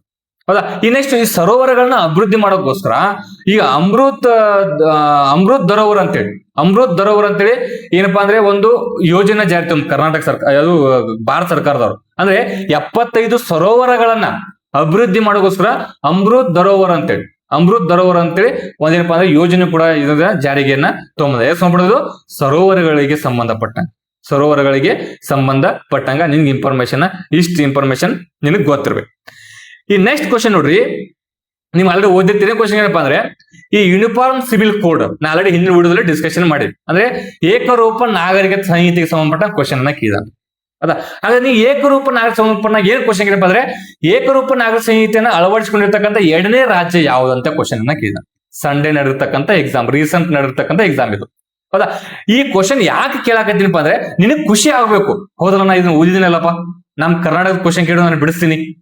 ಹೌದಾ, ಅಂತೇಳಿ ನಿನಗ ಖುಷಿ ಆಗ್ಬೇಕ್ರಿ. ಅದಕ್ಕೋಸ್ಕರ ಏನಪ್ಪಾ ಅಂದ್ರೆ ಈ ಕ್ವಶನ್ ಪೇಪರ್ ನ ಬಿಡಿಸ್ತಂದ್ರೆ ಖುಷಿ ಅಂದ್ರೆ ಏನ್ರಿ, ನಿನಗೆ ಕಾನ್ಫಿಡೆನ್ಸ್ ಬೂಸ್ಟ್ ಆಗ್ತೈತಿ. ಹಂಗ ಆಗೋದ್ರಿಂದ ನೀ ನೆಕ್ಸ್ಟ್ ಓದ್ಲಿಕ್ಕೆ ಹುಮ್ಮಸ್ ಬರ್ತದೆ. ಹೌದಾ, ಯೂನಿಫಾರ್ಮ್ ಸಿವಿಲ್ ಕೋಡ್ ಅಂದ ತಕ್ಷಣನೇ ಹೌದಲ್ಲಪ್ಪ ನಾ ಇದನ್ನ ಓದಿದೀನಿ, ಈ ಕ್ವಶನ್ ಬೇಕಾದ ಬಂದ್ರೆ ಕ್ವಶನ್ ಕೇಳ್ತೀನಿ, ಆನ್ಸರ್ ಏನಪ್ಪಾ ಅಂದ್ರೆ ಆನ್ಸರ್ ಮಾಡ್ತೀನಿ ಅಂತೇಳಿ ನಿನಗ ಕಾನ್ಫಿಡೆನ್ಸ್ ಬರ್ಬೇಕು. ಈಗ ಯೂನಿಫಾರ್ಮ್ ಸಿವಿಲ್ ಕೋಡ್ ಸಂಬಂಧಪಟ್ಟಂಗ ಏನಪ್ಪಾ ಅಂದ್ರೆ 2ನೇ ರಾಜ್ಯ ಯಾವ್ದಕ್ಕೇನ ಅದು ನಿಮ್ಗೆ ಗೊತ್ತಿರೋ ವಿಚಾರ, ಉತ್ತರಾಖಂಡ್. ಹೌದಾ, ಮೊದಲನೇ ರಾಜ್ಯ ಯಾವಪ್ಪ ಅಂದ್ರೆ ಅದು ಗೋವಾ. ಅದು ಗೋವಾ. 2ನೇದು ಯಾವಪ್ಪ ಅಂದ್ರೆ ಯಾವುದು ಉತ್ತರಾಖಂಡ್. 3ನೇದು ಯಾವಪ್ಪ ಅಂದ್ರೆ ಗುಜರಾತ್. 4ನೇದು ಯಾವಪ್ಪ ಅಂದ್ರೆ ಇತ್ತೀಚೆಗೆ ಆಸಾಂ. ಹಾಗಾದ್ರೆ ಈ ನೆಕ್ಸ್ಟ್ ಏನ್ ಕ್ವಶನ್ ಕೇಳ್ಬೋದು ಯೂನಿಫಾರ್ಮ್ ಸಿವಿಲ್ ಕೋಡ್ ಸಂಬಂಧಪಟ್ಟಂಗ. ಈ ಯೂನಿಫಾರ್ಮ್ ಸಿವಿಲ್ ಕೋಡ್ ಅನ್ನೋದು ಸಂವಿಧಾನದ ಎಷ್ಟೇ ವಿಧಿ ಬರೋದಂತ ಕ್ವಶನ್ ಕೇಳ್ತಾನ, ಅದು 44ನೇ ವಿಧಿ. ಈ ಯೂನಿಫಾರ್ಮ್ ಸಿವಿಲ್ ಕೋಡ್ ಅನ್ನೋದು ಸಂವಿಧಾನ ಯಾವುದರಲ್ಲಿ ಬರುತ್ತಪ್ಪ ಅಂದ್ರೆ ಇದು ಬರೋದು ಈ DPSP, directive principles of state policy ಒಳಗಡೆ ಬರ್ತದೆ. ಹೌದಾ, ಅಲ್ಲಿ ಇದು ಕೂಡ ಏನಪ್ಪಾ ಅಂತ ಬರ್ತೈತಿ. ಹೌದಾ, ಈ ನೆಕ್ಸ್ಟ್ ಈ ಎಷ್ಟನೇ ಭಾಗದಲ್ಲಿ ಬರ್ತದೆ ಕ್ವಶನ್ ಕೇಳ್ಬೋದು, ಅದು 4ನೇ ಭಾಗದಲ್ಲಿ ಬರ್ತೈತಿ. ಹೌದಾ, 4ನೇ ಭಾಗ DPSP ಬರೋದು 4ನೇ ಭಾಗದಲ್ಲಿ ಬರ್ತೈತಿ. ಈ ತರ ಕ್ವಶನ್ ಕೇಳ್ಬೋದು. ಏನು ನೆಕ್ಸ್ಟ್ ಏನಪ್ಪ ಅಂದ್ರೆ ಈ ಯೂನಿಫಾರ್ಮ್ ಸಿವಿಲ್ ಕೋಡ್ ಐತಲ್ಲ, ಈ ಯೂನಿಫಾರ್ಮ್ ಸಿವಿಲ್ ಕೋಡ್ ಯಾವ ಒಂದು ಸುಪ್ರೀಂ ಕೋರ್ಟ್ ನ ಯಾವ ಜಜ್ಮೆಂಟ್ ಅಲ್ಲಿ ಹೌದಾ ಬಂದಪ್ಪ ಅಂದ್ರೆ ಶಾಬಾನು ಪ್ರಕರಣ. ನೆಕ್ಸ್ಟ್ ಏನಪ್ಪ ಅಂದ್ರೆ ಕ್ವಶನ್ ನೆನಪಿಟ್ಕೋ, ಸರಳ ಮುದ್ಗಲ್ ಕೇಸು ಮತ್ತೆ ಶಾಬಾನು ಪ್ರಕರಣ ಅಡಿ ಏನಪ್ಪಾ ಅಂದ್ರೆ ಈ ಒಂದು ಯೂನಿಫಾರ್ಮ್ ಸಿವಿಲ್ ಕೋಡ್ ಅನ್ನ ಜಾರಿಗೆಯನ್ನ ತರ್ಲಿಕ್ಕತ್ತ. ಮತ್ತೆ ಇತ್ತೀಚೆಗೆ ಏನಪ್ಪಾ ಅಂದ್ರೆ ಯೂನಿಫಾರ್ಮ್ ಸಿವಿಲ್ ಕೋಡ್ ಸಂಬಂಧಪಟ್ಟಂಗ ಈ ಕೆಲವೊಂದು ಏನಪ್ಪಾ ಅಂದ್ರೆ ಬುಡಕಟ್ಟು ರಾಜ್ಯಗಳದಾವಲ್ಲ, ಹೌದಾ, ಬುಡಕಟ್ಟು ರಾಜ್ಯಗಳಲ್ಲ, ಆ 6ನೇ ಏನಪ್ಪಾ ಅಂದ್ರೆ ಶೆಡ್ಯೂಲ್ ಬರ್ತವೆ ATM ಸ್ಕ್ವೇರ್ ಅಂತೇಳಿ. ATM ಸ್ಕ್ವೇರ್ ಬರ್ತಾ ಗೊತ್ತಲ್ಲ, ಹೌದಾ, ATM ಅಲ್ಲಿ ಮನಿ ಇಲ್ಲ ಅಂತ ನೆನ್ಪಿಟ್ಟು ಹೋಗ್ನಿ. ಹೌದಾ, ATM ಸ್ಕ್ವೇರ್ ಟ್ರಿಕ್ಸ್ ಹೇಳಾಕತ್ತೀನಿ. ಆ ಒಂದು ರಾಜ್ಯದಲ್ಲಿ ಬರ್ತಕ್ಕಂಥ ಕೆಲವು ಬುಡಕಟ್ಟು ಜನಾಂಗಗಳಿಗೆ ಈ ಒಂದು ಯೂನಿಫಾರ್ಮ್ ಸಿವಿಲ್ ಕೋಡ್ ಅಪ್ಲೈ ಮಾಡಂಗಿಲ್ಲ ಅಂತೇಳಿ ಈಚೆಗೆ ಮಿನಿಸ್ಟ್ರಿ ಆಫ್ ಹೋಮ್ ಅಫೇರ್ಸ್ ಅವರು ಕೂಡ ಹೇಳಿದ್ದಾರೆ. ಹೌದಾ, ಯಾಕೆ ಅವ್ರಿಗೆ ಅಪ್ಲೈ ಆಗಂಗಿಲ್ಲಪ್ಪ ಅಂದ್ರೆ ಈ ಟ್ರೈಬಲ್ ಗ್ರೂಪ್ ಇದ್ದಾಗ ಏನದಾರಲ್ಲ ಅವ್ರಿಗೆ ಆದಂತ ಒಂದು ಸಪರೇಟ್ ಆಗಿರ್ತಕ್ಕಂಥ ಜೀವನ ಶೈಲಿ ಅದ, ಸಂಸ್ಕೃತಿ, ಅವ್ರದೇ ಒಂದು ಸಂಸ್ಕೃತಿ ಅದ, ಅವ್ರದೇ ಅಂತಪ್ಪ ಅಂದ್ರೆ ಕಲ್ಚರ್ ಅದ. ಹೌದಾ, ಸೊ ಅದಕ್ಕೋಸ್ಕರ ಅವ್ರಿಗೆ ನಾವು ಸಪರೇಟ್ ಆಗಿ ಅವ್ರದೇ ಆದಂತ ಅವ್ರಿಗೆ ಇದನ್ನ ಅಪ್ಲೈ ಮಾಡಂಗಿಲ್ಲ ಕೂಡ ಇದನ್ನ ಹೇಳಿದ್ದಾರೆ. ಈ ನೆಕ್ಸ್ಟ್ ಏನ್ ಕ್ವಶನ್ ಕೇಳ್ಬೋದು, ಈ ಯೂನಿಫಾರ್ಮ್ ಸಿವಿಲ್ ಕೋಡ್ ಸಂಬಂಧಪಟ್ಟಂಗ ನಮ್ಮ ಸಂವಿಧಾನದ ಎಷ್ಟನೇ ಆರ್ಟಿಕಲ್ ಮುಖಾಂತರ ಇದನ್ನ ನಾವು ಜಾರಿಗೆ ತರಲಿಕ್ಕೆ ಹೊಂಟಿದ್ದೇವೆ. ಯಾವಪ್ಪ ಅಂದ್ರೆ ಆರ್ಟಿಕಲ್ ನಂಬರ್ 14 ಏನ್ ಹೇಳ್ದೈತಿ, ಹೌದಾ, right to equality before law ಅಂತ ಹೇಳ್ದೈತಿ. ಹೌದಾ, ಎಲ್ರೂ ಸಮಾನರು. ಹೌದಾ, ಇನ್ನೊಂದೇನ್ ಹೇಳಪ್ಪ ಅಂದ್ರೆ ಆರ್ಟಿಕಲ್ ನಂಬರ್ 15, ಹೌದಾ, ಯಾವುದೇ ಲಿಂಗ, ಜಾತಿ, ಧರ್ಮ ಆಧಾರದ ಮೇಲೆ ಯಾರನ್ನು ಕೂಡ ತಾರತಮ್ಯ ಮಾಡಂಗಿಲ್ಲ ಅಂತ ಹೇಳ್ದೈತಿ. ಹೇಳತ್ತಿಲ್ಲ. ಸೊ ಏನಪ್ಪಾ ಅಂದ್ರೆ ನಾವು ಈ ಯೂನಿಫಾರ್ಮ್ ಸಿವಿಲ್ ಕೋಡ್ ತರೋ ಉದ್ದೇಶ ಏನಿದೆ, ಯಾರನ್ನೂ ಕೂಡ ಏನಪ್ಪಾ ಅಂದ್ರೆ ಎಲ್ಲಾ ಧರ್ಮದವ್ರು ಒಂದೇ. ಅದು ಮದುವೆ ವಿಷಯ ಆಗಿರ್ಬೋದು, ವಿಚ್ಛೇದನ ವಿಷಯ ಆಗಿರ್ಬೋದು, ಆಸ್ತಿ ವಿಷಯ ಆಗಿರ್ಬೋದು, ಮತ್ತೇನಪ್ಪಾ ಅಂದ್ರೆ ಮುಂದೆ ನಮ್ಮ ವಂಶವನ್ನ ಅಭಿವೃದ್ಧಿ ಮಾಡೋದ್ರಲ್ಲಿ ಆಗಿರ್ಬೋದು. ಹೌದಾ, ಈ ಕೆಲವೊಂದು ವಿಷಯ ಏನಪ್ಪಾ ಅಂದ್ರೆ ಸಂಬಂಧಪಟ್ಟಂಗ ಯಾವುದು ಏನಪ್ಪಾ ಅಂದ್ರೆ ಭೇದ ಭಾವ ಇರಬಾರ್ದು, ಎಲ್ಲ ಧರ್ಮಕ್ಕೆ ಸೇಮ್ ಮಾಡ್ಬೇಕಂತ ಮಾಡಿದಾರೆ. ಬಟ್ ಈ ತರ ಮಾಡೋದ್ರಿಂದ ಯಾವ ಒಂದು ಫಂಡಮೆಂಟಲ್ ರೈಟ್ ವೈಲೇಷನ್ ಆಗತ್ತೆ ಕ್ವಶನ್ ಕೇಳ್ಬೋದು ನಾಳೆ ಎಕ್ಸಾಮ್ ಯೂನಿಫಾರ್ಮ್ ಸಿವಿಲ್ ಕೋಡ್ ಇಂದ ಯಾವ ಒಂದು ಜಾರಿ ತರೋದ್ರಿಂದ ಯಾವ ಒಂದು ಫಂಡಮೆಂಟಲ್ ರೈಟ್ ವೈಲೇಷನ್ ಆಗತ್ತೆ ಕೂಡ ಕ್ವಶನ್ ಅನ್ನ ಕೇಳಬಹುದು. ಹೌದಾ, ಯಾವ ಫಂಡಮೆಂಟಲ್ ಅಂದ್ರೆ 25ನೇ ಆರ್ಟಿಕಲ್ ಕ್ವಶನ್ 25 ಆರ್ಟಿಕಲ್ ಅಂದ್ರೆ ಯಾವುದೇ ಒಬ್ಬ ವ್ಯಕ್ತಿ ಯಾವುದೇ ಧರ್ಮವನ್ನ ಸ್ವೀಕರಿಸಬಹುದು, ಯಾವುದೇ ಧರ್ಮವನ್ನ ಆಚರಿಸಬಹುದು, ಯಾವುದೇ ಧರ್ಮವನ್ನ ಏನ್ ಮಾಡಬಹುದ್ರಿ ಪ್ರಚಾರ ಮಾಡಬಹುದು ಅಂತ ಹೇಳ್ತಾರೆ. ಹೌದಾ, ನಾವ್ ಏನಾದ್ರೂ ಈ ಯೂನಿಫಾರ್ಮ್ ಸಿವಿಲ್ ಕೋಡ್ ಜಾರಿಗೆ ತಂದ್ರೆ ಈ ಒಂದು ಆರ್ಟಿಕಲ್ ಫಂಡಮೆಂಟಲ್ ರೈಟ್ ವೈಲೇಷನ್ ಆಗತ್ತೆ ಅಂತ ನಾವು ಹೇಳ್ಬೋದು. ಇನ್ನು ಆರ್ಟಿಕಲ್ ನಂಬರ್ 26 ಏನೈತೆ ಆರ್ಟಿಕಲ್ 26 ಯಾವುದೇ ಒಂದು ಧರ್ಮಕ್ಕೆ ಸಂಬಂಧಪಟ್ಟಂಗೆ ಯಾವುದೇ ಒಂದು ಧರ್ಮದ ಏನಪ್ಪಾ ಅಂದ್ರೆ ಸಂಸ್ಥೆಗಳನ್ನ ಕಟ್ಟಬಹುದು, ಮದರಸ ಆಗಿರ್ಬೋದು, ಅದ ಈ ತರ ಬೇರೆ ಬೇರೆ ಸಂಸ್ಥೆಗಳನ್ನ ಕಟ್ಟಬಹುದು ಅಂತ ಹೇಳಿದ್ರು.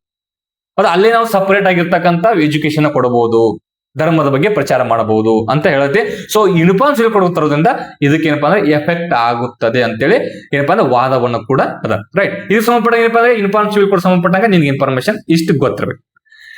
ಈ ನೆಕ್ಸ್ಟ್ ಇನ್ ಕ್ವಶನ್ ಕೇಳ್ತಾನ, ಈ ಉತ್ತರಾಖಂಡ ಐತಿಲ್ಲ, ಈ ಉತ್ತರಾಖಂಡದವರು ಯೂನಿಫಾರ್ಮ್ ಸಿವಿಲ್ ಕೋಡ್ ಜಾರಿಗೆ ತರಬೇಕಂತೇಳಿ ಯಾವ ಒಂದು ಸಮಿತಿಯನ್ನ ಪರ್ಮಿಷನ್ ಮಾಡಿದ್ರಂತೆ? ಯಾವ್ದಪ್ಪ ಅಂದ್ರೆ ರಂಜನಾ ಪ್ರಕಾಶ್ ದೇಸಾಯಿ ಸಮಿತಿ. ರಂಜನಾ ಪ್ರಕಾಶ್ ದೇಸಾಯಿ ಸಮಿತಿ ಅದಕ್ಕೆ ನಿಮ್ಗೆ ಸಂಬಂಧಪಟ್ಟದ್ದು.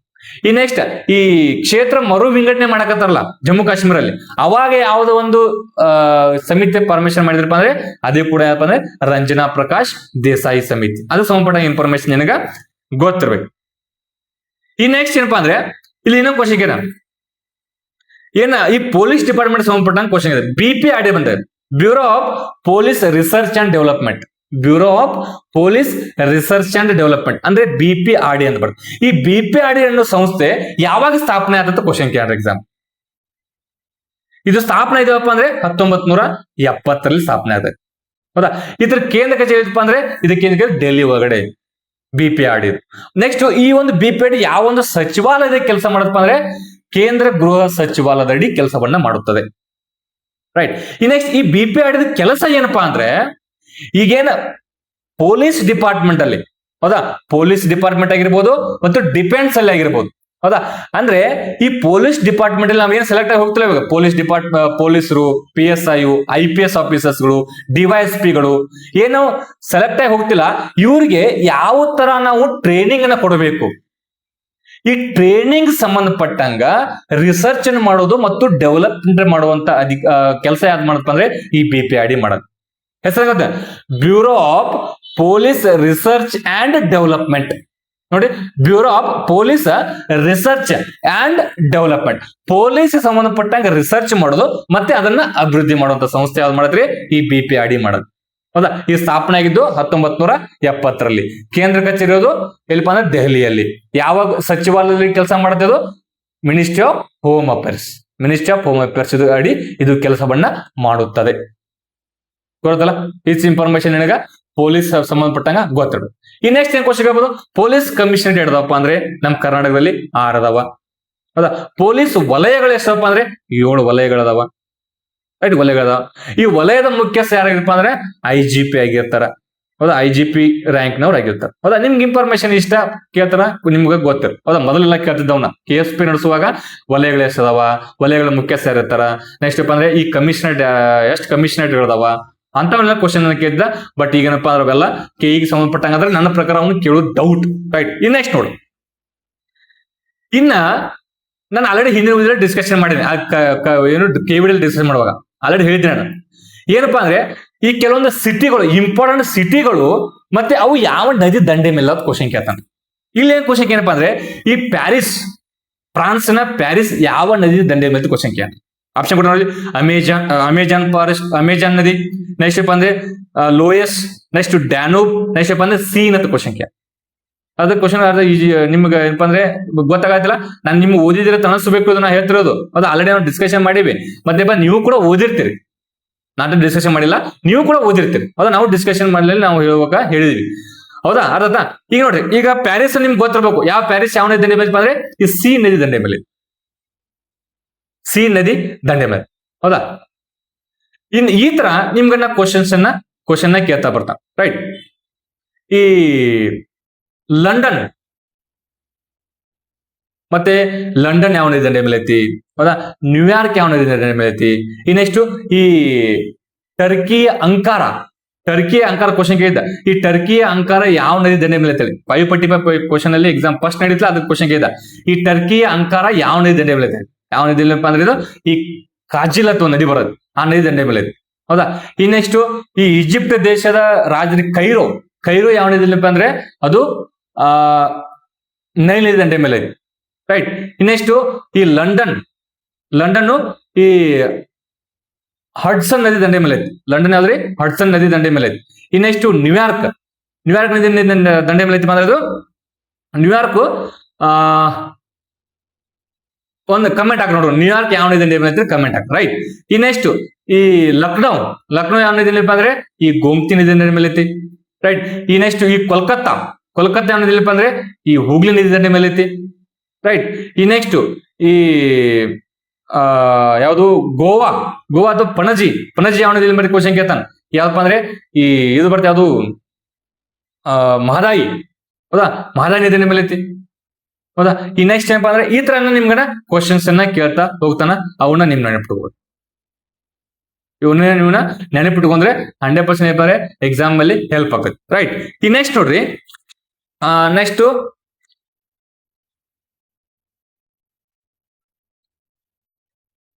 ನೆಕ್ಸ್ಟ್ ಕ್ವಶನ್ ಯಾವಪ್ಪ ಅಂದ್ರೆ ಈಗ GST ಕೌನ್ಸಿಲ್ ಯಾವ್ದ್ರಿ? ಈ GST ಕೌನ್ಸಿಲ್ ಮೇಲೆ ಕ್ವಶನ್ ಅನ್ನ ಕೇಳಿದ.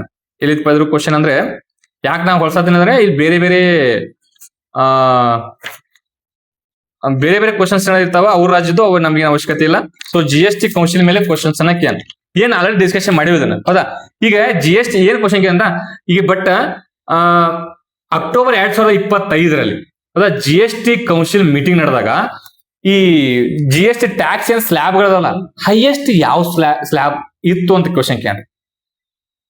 ಅಕ್ಟೋಬರ್ 2025 GST ಕೌನ್ಸಿಲ್ ಮೀಟಿಂಗ್ ನಡೆದಾಗ ಈ ಕೆಳಗಿನ ಯಾವ ಒಂದು GST ಸ್ಲ್ಯಾಬ್ ಹೈಯೆಸ್ಟ್ ಇತ್ತು ಅಂತ ಕ್ವಶನ್ ಕ್ಯಾನ್. ಆಪ್ಷನ್ ಏನು ಕೊಡೋಣಪ್ಪ ಅಂದ್ರೆ 35, 40, 18, 28. ಅವಾಗ ಅಕ್ಟೋಬರ್ 2025 ಯಾವ್ದಪ್ಪ ಅಂದ್ರೆ 28 ಲಾಸ್ಟ್ ಇತ್ತು. ಇದಕ್ಕೆ ಆನ್ಸರ್ ಯಾವುದು?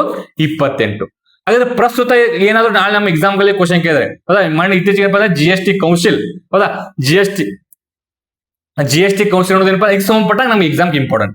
ಹೌದಾ? ಈ GST ಕೌನ್ಸಿಲ್ ಅಧ್ಯಕ್ಷ ಯಾರಾಗಿರ್ತಾರ ಕ್ವಶನ್ ಕೇಳ್ತಾನೆ ಎಕ್ಸಾಮ್ ಹೌದಾ ಯಾರಾಗಿತ್ತಪ್ಪ ಅಂದ್ರೆ ಈ ಕೇಂದ್ರ ಹಣಕಾಸು ಮಂತ್ರಿಗಳು ಇರ್ತಾರ. ಹೌದಾ? ಈ GST ಕೌನ್ಸಿಲ್ ಅನ್ನೋದೇನಪ್ಪ ಅಂದ್ರೆ ಇದು ಸಂವಿಧಾನಾತ್ಮಕವಾಗಿರ್ತಕ್ಕಂಥ ಹುದ್ದೆ. ಹೌದಾ? ಈ ಎಷ್ಟನೇ ಆಡಿಲಪ್ಪ ಅಂದ್ರೆ 279A ಒಳಗಡೆ ಬರುತ್ತೆ. 279A ಒಳಗಡೆ ಬರ್ತದ. ರೈಟ್.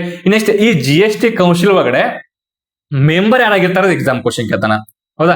ಎಲ್ಲಾ ರಾಜ್ಯದ ಮುಖ್ಯಮಂತ್ರಿಗಳು ಮತ್ತು ಕೇಂದ್ರಾಡಳಿತ ಪ್ರದೇಶದ ಕೆಲವೊಂದು ಮುಖ್ಯಮಂತ್ರಿಗಳು ಏನಪ್ಪಾ ಅಂದ್ರೆ ಹಣಕಾಸು ಮಂತ್ರಿಗಳು ಈ ಒಂದು GST ಕೌನ್ಸಿಲ್ ಏನಪ್ಪಾ ಅಂದ್ರೆ ಏನಾಗಿರ್ತಾರೋ ಸದಸ್ಯರಾಗಿರ್ತಾರ. ರೈಟ್. ನೆಕ್ಸ್ಟ್ ಈ GST ಕೌನ್ಸಿಲ್ ಅಲ್ಲಿ ಏನಪ್ಪಾ ಅಂದ್ರೆ ಕೋರಮ್ ಎಷ್ಟಿರ್ಬೇಕು ಅಂದ್ರೆ ಮೀಟಿಂಗ್ ಅಲ್ಲಿ 50% ಕೋರಮ್ ಇರಬೇಕು. ಹೌದಾ? ನೆಕ್ಸ್ಟ್ ಈ ಒಂದು GST ಕೌನ್ಸಿಲ್ ಅಲ್ಲಿ ರಾಜ್ಯಗಳಿಗೆ ವೋಟ್ ಹಾಕುವಂತ ಪವರ್ ಎಷ್ಟು ಕೊಟ್ಟಾರ ಅಂತ ಎಕ್ಸಾಮ್ ಕ್ವಶನ್ ಕೇಳ್ತಾನ. 2/3 ಕೊಟ್ಟಾರ. ನೆಕ್ಸ್ಟ್ ಕೇಂದ್ರಕ್ಕೆ ಎಷ್ಟು ವೋಟಿಂಗ್ ಪವರ್ ಐತಪ್ಪ ಅಂದ್ರೆ 1/3 ಅದ. ಹೌದಾ? ನೆಕ್ಸ್ಟ್ ಮೆಜಾರಿಟಿ ಪ್ರೂವ್ ಆಗ್ಬೇಕಂದ್ರೆ ಎಷ್ಟು ಇರ್ಬೇಕಂದ್ರೆ 3/4 ಇರ್ಬೇಕು. ಮೆಜಾರಿಟಿ ಪ್ರೂವ್ ಮಾಡ್ಬೇಕಂದ್ರೆ ಎಷ್ಟು? 3/4 ಇರಬೇಕು. ನೋಡಿ ಇಷ್ಟ ನಿಂಗೆ ಇನ್ಫಾರ್ಮೇಶನ್ ಗೊತ್ತಿರ್ಬೇಕು. ನೆಕ್ಸ್ಟ್ 246A ಅಂತ ಆರ್ಟಿಕಲ್ ಬರೋದು. 246A ಅದಕ್ಕೆ ಈ ಟ್ಯಾಕ್ಸ್ ಗಳಿಗೆ ಸಂಬಂಧಪಟ್ಟ ಕೆಲವು ಕಾನೂನುಗಳನ್ನು ಮಾಡ್ಲಿಕ್ಕೆ ಅಲ್ಲಿ ಅವಕಾಶವನ್ನ ಕೊಟ್ಟಾರ. 246A. ಹೌದಾ? ನೆಕ್ಸ್ಟ್ ಈಗ GST ಕೌನ್ಸಿಲ್ 46 ಮೀಟಿಂಗ್ ಆಯ್ತು. ಹೌದಾ? ಹಾಗಾದ್ರೆ GST ಕೌನ್ಸಿಲ್ ಒಂದು ವರ್ಷಕ್ಕೆ 6 ಆಗ್ಬೇಕಂತ ಹೇಳ್ತಾರ. ಒಂದ್ ವರ್ಷಕ್ಕೆ ಮಿನಿಮಮ್ 6 ಆಗ್ಬೇಕು ಅಂದ್ರೆ 2 ತಿಂಗಳಿಗೊಮ್ಮೆ ಆಗ್ಬೇಕಂತ ಹೇಳ್ತಾರ. ರೈಟ್. ನೆಕ್ಸ್ಟ್ ಈ GST ಕೌನ್ಸಿಲ್ ಐತ್ಲಾ ಈ GST ಕೌನ್ಸಿಲ್ ಇತ್ತೀಚೆಗೆ ಸಭೆ ಆಯ್ತು. ಎಷ್ಟದು 56ನೇ ಸಭೆ ಆಯ್ತು. ಹೌದಾ? ಅದಕ್ಕೆ ಕೆಲವೊಂದು ಏನಪ್ಪಾ ಅಂದ್ರೆ ತೀರ್ಮಾನಗಳನ್ನ ಮಾಡಿದಾರೆ. ಹೌದಾ? ಈ GST ಕೌನ್ಸಿಲ್ ಏನಪ್ಪಾ ಅಂದ್ರೆ 12 ಮತ್ತು 28 ಯಾವ್ದ್ರಿ 12 ಮತ್ತು 28 ಏನ ಸ್ಲ್ಯಾಬ್ಗಳು ಇದ್ರು ಪರ್ಸೆಂಟೇಜ್ ಅವುಗಳನ್ನ ರಿಮೂವ್ ಮಾಡ್ಯಾರ. ನಾಳೆ ಎಕ್ಸಾಮ್ ಕ್ವಶನ್ ಕೇಳಬಹುದು ನಿಮಗ 12 ಮತ್ತು 28ನೇ ಸ್ಲ್ಯಾಬ್ ಅನ್ನ ರಿಮೂವ್ ಈಗೇನು ಯಾವ ಸ್ಲ್ಯಾಬ್ಗಳನ್ನ ರಿಮೂವ್ ಮಾಡಿದಾರ ಅಂತೇಳಿ 12 ಮತ್ತು 28 ಸ್ಲ್ಯಾಬ್ಗಳನ್ನ ರಿಮೂವ್ ಮಾಡಿದಾರು.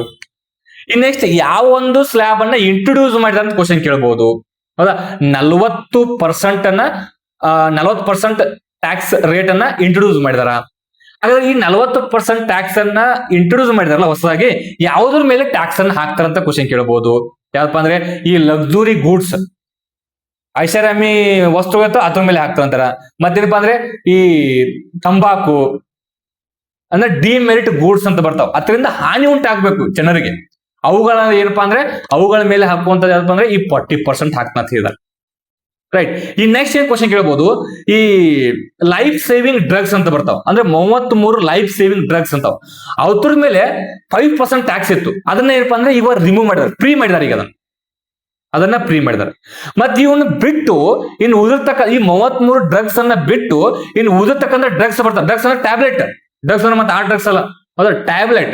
ಅವುಗಳ ಮೇಲೆ ಏನಪ್ಪಾ ಅಂದ್ರೆ ಎಷ್ಟು ಪರ್ಸೆಂಟ್, ಮೊದಲು 12% ಇತ್ತು, ಈಗ ಅದನ್ನ 5% ಇಳಿಸಿದ್ದಾರೆ. ಲೈಫ್ ಸೇವಿಂಗ್ ಡ್ರಗ್ಸ್ ಗಳಿಗೆ ಫ್ರೀ, ಬಟ್ ಏನಪ್ಪಾ ಅಂದ್ರೆ ಅವ್ನು ಬಿಟ್ಟು 33 ಬಿಟ್ಟು ಇನ್ನು ಉದಿರ್ತಕ್ಕಂಥವು ಏನಾದ್ರು ಮೆಡಿಕಲ್ ಟ್ಯಾಬ್ಲೆಟ್ಸ್ ಗಳ ಮೇಲೆ ಎಷ್ಟಪ್ಪ ಅಂದ್ರೆ 5% ಇಂಟ್ರೊಡ್ಯೂಸ್ ಮಾಡಿದ್ದಾರೆ. 5% ಇಂಟ್ರೊಡ್ಯೂಸ್ ಮಾಡಿದ್ದಾರೆ. ರೈಟ್. ಇನ್ನ ಎಷ್ಟಪ್ಪ ಅಂದ್ರೆ ಈಗ ನೆಕ್ಸ್ಟ್ 18% ಟ್ಯಾಕ್ಸ್ ಅನ್ನ ಆಗ್ತದೆ. ಯಾವ್ದ್ರ ಮೇಲೆ ಕ್ವಶನ್ ಕೇಳ್ತಾರ, ಅದು ಮ್ಯಾನುಫ್ಯಾಕ್ಚರಿಂಗ್ ಗೂಡ್ಸ್, ಅದಾದ್ರೆ ಮ್ಯಾನುಫ್ಯಾಕ್ಚರಿಂಗ್ ಗೂಡ್ಸ್. ಈ ನೆಕ್ಸ್ಟ್ 5% ಟ್ಯಾಕ್ಸ್ ಅನ್ನ ಹಾಕ್ತಿದಾರ. ಅವು ಯಾವ ಗೂಡ್ಸ್ ಅಂದ್ರೆ ಈ ಬೇಸಿಕ್ ನೀಡ್ಸ್, ಈ ಹಾಲು ಆಗಿರ್ಬೋದು, ಹೌದಾ, ಕೆಲವೊಂದು ಏನಂದ್ರೆ ಬೇಸಿಕ್ ಗ್ರಾಸರಿಗಳಾಗಿರ್ಬೋದು, ಬೇಸಿಕ್ ನೀಡ್ಸ್ ಏನಂದ್ರೆ ಬೇಸಿಕ್ ಗೂಡ್ಸ್ ಏನಂತಲ್ಲ ಅದ್ರ ಮೇಲೆ 5% ಟ್ಯಾಕ್ಸ್ ಅನ್ನ ಹಾಕ್ಬೇಕಂತೇಳಿ ತೀರ್ಮಾನವನ್ನ ಮಾಡಿದ್ದಾರೆ. ಹೌದಾ, ಗೊತ್ತಲ್ಲ. ಇಷ್ಟೇನಪ್ಪ ಅಂದ್ರೆ ಇನ್ಫಾರ್ಮೇಶನ್ ನಿನಗೆ GST ಕೌನ್ಸಿಲ್ ಬಗ್ಗೆ ನಿನಗೆ ಇನ್ಫಾರ್ಮೇಶನ್ ಗೊತ್ತಿರಬೇಕು. ಅದರ ಬಗ್ಗೆ ಏನಪ್ಪಾ ಅಂದ್ರೆ ಎಕ್ಸಾಮ್ ಅನ್ನ ಕ್ವಶನ್ ಕೇಳ. ನೆಕ್ಸ್ಟ್ ಏನಪ್ಪಾ ಅಂದ್ರೆ ಈ ಆಂಟಿ ಡೋಪಿಂಗ್ ಏಜೆನ್ಸಿ, ಹೌದಾ, ನಿಮ್ಗೆ ಗೊತ್ತಿರುವ ವಾಡಾ ಅಂತೇಳಿ, ವರ್ಲ್ಡ್ ಆಂಟಿ ಡೋಪಿಂಗ್ ಏಜೆನ್ಸಿ, ಇದ್ರ ಮೇಲೆ ಕ್ವಶನ್ಸ್ ಅನ್ನ ಕೇಳ. ವರ್ಲ್ಡ್ ಆಂಟಿ ಡೋಪಿಂಗ್ ಏಜೆನ್ಸಿ ಏನ್ ಕ್ವಶನ್, ಇದ್ರ ಕೇಂದ್ರ ಕಚೇರಿ ಕ್ವಶನ್ ಕೇಳ. ಕೇಂದ್ರ ಕಚೇರಿ, ಇದ್ರ ಕೇಂದ್ರ ಕಚೇರಿ ಅಂದ್ರೆ ಈ ಮಾಂಟ್ರಿಯಲ್, ಕೆನಡಾ ಒಳಗಡೆ ಕೇಂದ್ರ ಕಚೇರಿ. ಈ ನೆಕ್ಸ್ಟ್ ಕ್ವಶನ್ ಬರ್ಬೋದು, ಈ ವಾಡಾ ಸ್ಥಾಪನೆ ಆಗಿದೆ ಯಾವತ್ತು ಕ್ವಶನ್ ಕೇಳ್ಬೋದು. ವರ್ಲ್ಡ್ ಆಂಟಿ ಡೋಪಿಂಗ್ ಏಜೆನ್ಸಿ ಸ್ಥಾಪನೆ ಆಗಿದೆ ಯಾವಾಗ ಕೇಳಿಸ್ಕೊ, 1999 ಸ್ಥಾಪನೆ ಆಗಿದೆ. ಹಾಗಾದ್ರೆ ಇದ್ರ ಕೆಲಸ ಏನಂತ ಕೇಳ್ಬೋದು. ಈ ಕೆಲಸ ಏನಪ್ಪಾ ಅಂದ್ರೆ ಈಗೇನು ಕ್ರೀಡಾಪಟುಗಳು ಇರ್ತಾರಲ್ಲ, ಅಂತಾರಾಷ್ಟ್ರೀಯ ಮೇಲೆ ಈ ಟೋಕಿಯೋ ಒಲಿಂಪಿಕ್ಗಳಲ್ಲಾಗಿರ್ಬೋದು, ಮತ್ತೇನಪ್ಪಾ ಅಂದ್ರೆ ಫಿಫಾ ವರ್ಲ್ಡ್ ಕಪ್ ಗಳಾಗಿರ್ಬೋದು, ಅಂತಾರಾಷ್ಟ್ರೀಯ ಮಟ್ಟದಲ್ಲಿ ಏನು ಹೋಗಿ ಪಾರ್ಟಿಸಿಪೇಟ್ ಮಾಡ್ತಾರಲ್ಲ, ಅವರು ಡ್ರಗ್ಸ್ ಗಳು ತಗೋಬಾರ್ದು. ಹೌದಾ, ಈ ಡ್ರಗ್ಸ್ ಯಾರೋ ತಗೊಂಡ್ರೆ ಇವ್ರು ಏನಪ್ಪಾ ಅಂದ್ರೆ ಅದನ್ನ ಚೆಕ್ ಮಾಡಿ ಬಿಡ್ತಾರೆ. ಯಾರು ಡ್ರಗ್ಸ್ ತಗೊಂಡ್ರೆ ಈ ಒಂದು ಸಂಸ್ಥೆ ಅವರಿಗೆ ಶಿಕ್ಷೆಯನ್ನ ನೀಡ್ತಾರೆ. ನೆಕ್ಸ್ಟ್ ಇದ್ರ ಕೆಲಸ ಅಂತ ಏನ್ ಕೇಳ್ಬೋದು, ಈ ಮಾದಕ ವಸ್ತುಗಳನ್ನ ತಗೊಂಡಿರ್ತಾರಲ್ಲ ಅವ್ರನ್ನ ಪರೀಕ್ಷೆ ಮಾಡುವಂತ ಇದು ಕೆಲಸ. ಇನ್ನೆಕ್ಸ್ಟ್ ಅದೇ ರೀತಿ ಭಾರತ ಒಂದಿದೆ, ನ್ಯಾಷನಲ್ ಆಂಟಿ ಡೋಪಿಂಗ್ ಏಜೆನ್ಸಿ ಅಂತೇಳಿ, ನಾಡಾ ಅಂತೇಳಿ, ಹೌದಾ, ಇದು ಸ್ಥಾಪನೆ ಆಗಿದ್ದು 2005ರಲ್ಲಿ. ಇತರ ಕೇಂದ್ರ ಕಚೇರಿ ಎಲ್ಲಿಪ್ಪ ಅಂದ್ರೆ ಕೇಂದ್ರ ಕಚೇರಿ ಡೆಲ್ಲಿ ಒಳಗಡೆ ಕೇಂದ್ರ ಕಚೇರಿ ಐತಿ. ನೆಕ್ಸ್ಟ್ ಈ ನಾಡಾ ಅಂದ್ರೆ ಯಾವ ಸಚಿವಾಲಯದಲ್ಲಿ ಕೆಲಸ ಮಾಡತ್ತಪ್ಪ ಅಂದ್ರೆ ministry of youth and sports ಅಂತ ಬರುತ್ತೆ. Ministry of sports and youth affairs ಅಂತ ಬರುತ್ತೆ. ಕ್ರೀಡಾ ಮತ್ತು ಯುವ ಸಬಲೀಕರಣ ಸಚಿವಾಲಯದಲ್ಲಿ ಕೆಲಸವನ್ನ ಮಾಡ್ತೈತಿ. ರೈಟ್. ಇದು ಸ್ಥಾಪನೆ ಆಗಿದೆ ಯಾವಪ್ಪ ಅಂದ್ರೆ 2005ರಲ್ಲಿ. ಇತರ ಕೆಲಸ ಏನಪ್ಪಾ ಅಂದ್ರೆ ಭಾರತದಲ್ಲಿ ನಡೆಯುವಂತ ಕ್ರೀಡೆಯಲ್ಲಿ ಕ್ರೀಡಾಪಟುಗಳು ಏನಾದ್ರು ಈ ಡ್ರಗ್ಸ್ ಅನ್ನ ಯೂಸ್ ಮಾಡಿದ್ರೆ ಅವ್ರಿಗೆ ಏನಪ್ಪಾ ಅಂದ್ರೆ ಶಿಕ್ಷೆ ನೀಡುವಂತ ಕೆಲಸ ಯಾವ್ದು ಮಾಡೈತಿ, ನಾಡಾ. ವರ್ಲ್ಡ್ ಅಲ್ಲಿ ಅಂತ ಬಂದಾಗ ವಾಡಾ, ವರ್ಲ್ಡ್ ಆಂಟಿ ಡೋಪಿಂಗ್ ಏಜೆನ್ಸಿ. ಭಾರತದಲ್ಲಿ ಅಂತ ಬಂದಾಗ ನ್ಯಾಷನಲ್ ಆಂಟಿ ಡೋಪಿಂಗ್ ಏಜೆನ್ಸಿ ಅಂತ ಬರುತ್ತೆ. ಹೌದಾ, ಇಲ್ಲಿ ಕ್ವಶನ್ ಏನಪ್ಪಾ ಅಂದ್ರೆ ಈ ವಾಡಾದ ಕೇಂದ್ರ ಕಚೇರಿ ಕ್ವಶನ್ ಏನ, ಅದು ಏನಪ್ಪಾ ಮಾಂಟ್ರಿಯಲ್ ಒಳಗಡೆ ಆಯ್ತು. ಇನ್ನೆಸ್ಟ್ ನ್ಯಾಟೋದು ನೆಕ್ಸ್ಟ್ ಕ್ವಶನ್, ಇನ್ನೊಂದು ಎಕ್ಸಾಂಪಲ್ ಕ್ವಶನ್ ಕೇಳಿದ ನ್ಯಾಟೋ ಅದು ನ್ಯಾಟೋದು ಬೆಲ್ಜಿಯಂದ ಬ್ರುಸೆಲ್ ಒಳಗಡೆ ಐತಿ, ನ್ಯಾಟೋದ ಐತಿ. ಇನ್ನೆಷ್ಟಪ್ಪ ಅಂದ್ರೆ ಈ WTO ಎಲ್ಲಿಪ್ಪ ಅಂದ್ರೆ ಅದು ಜಿನೆವಾ ಒಳಗಡೆ ಐತಿ. ಹೌದಾ, ಈ ನೆಕ್ಸ್ಟ್ ಎಕ್ಸಾಮ್ ಅಲ್ಲಿ ಕ್ವಶನ್ ಏನಕ್ಕೆ ಅಂದ್ರೆ ಇವು ಶಿಫ್ಟ್ 1 ಶಿಫ್ಟ್ 2 ಅಂತ ನಡೀತಾರೆ. ಈ ನೆಕ್ಸ್ಟ್ ವಿಡಿಯೋದಲ್ಲಿ ಶಿಫ್ಟ್ 2 ಮಾತಾಡೋಣ ನಾವು. ಹೌದಾ, ಒಮ್ಮೆ ನಡೆಯಲು ಅಲ್ಲಿ ಜನ ಜಾಸ್ತಿ ಇಲ್ಲ, ಶಿಫ್ಟ್ 1 ಶಿಫ್ಟ್ 2 ಅಂತ ಬರ್ತಾರ. ಅಲ್ಲಿ ಏನಪ್ಪಾ ಅಂದ್ರೆ ಇದು 1ನೇ ಶಿಫ್ಟ್ ನ ಮಾತಾಡ್ತಿರೋದು. 1ನೇ ಶಿಫ್ಟ್ ಅಲ್ಲಿ ಅದು ಏನಪ್ಪಾ ಅಂತಾರಾಷ್ಟ್ರೀಯ ಮಟ್ಟದಲ್ಲಿ ಏನ್ ಮಾಡ್ತೀವಿ, ವ್ಯಾಪಾರವನ್ನ ನಿಯಂತ್ರಣವನ್ನು ಮಾಡೋದಾದ್ರೆ ಈ WTO. ಹೌದಾ, ಅದಕ್ಕೆ ನಿಮ್ಗೆಲ್ಲ ಗೊತ್ತಿರೋ ವಿಚಾರ. ರೈಟ್. ಇದರಲ್ಲಿ ಭಾರತದ ಸದಸ್ಯತ್ವ ಯಾವಾಗ ಪಡ್ಕೊಂಡಿರ್ತಾರೆ, ನೆಕ್ಸ್ಟ್ ಶಿಫ್ಟ್ ಅಲ್ಲಿ ಕ್ವಶನ್ ಕೇಳ. 1995ರಲ್ಲಿ ಏನು ಭಾರತ ಇತರ ಸದಸ್ಯತ್ವನ ಪಡ್ಕೊಳ್ತೈತಿ. ರೈಟ್. ಅದು ಸಂಬಂಧಪಟ್ಟ ನಿಮ್ಗೆ ಇನ್ಫಾರ್ಮೇಶನ್ ಗೊತ್ತಿರ. ಈ ನೆಕ್ಸ್ಟ್ ಏನಪ್ಪಾ ಅಂದ್ರೆ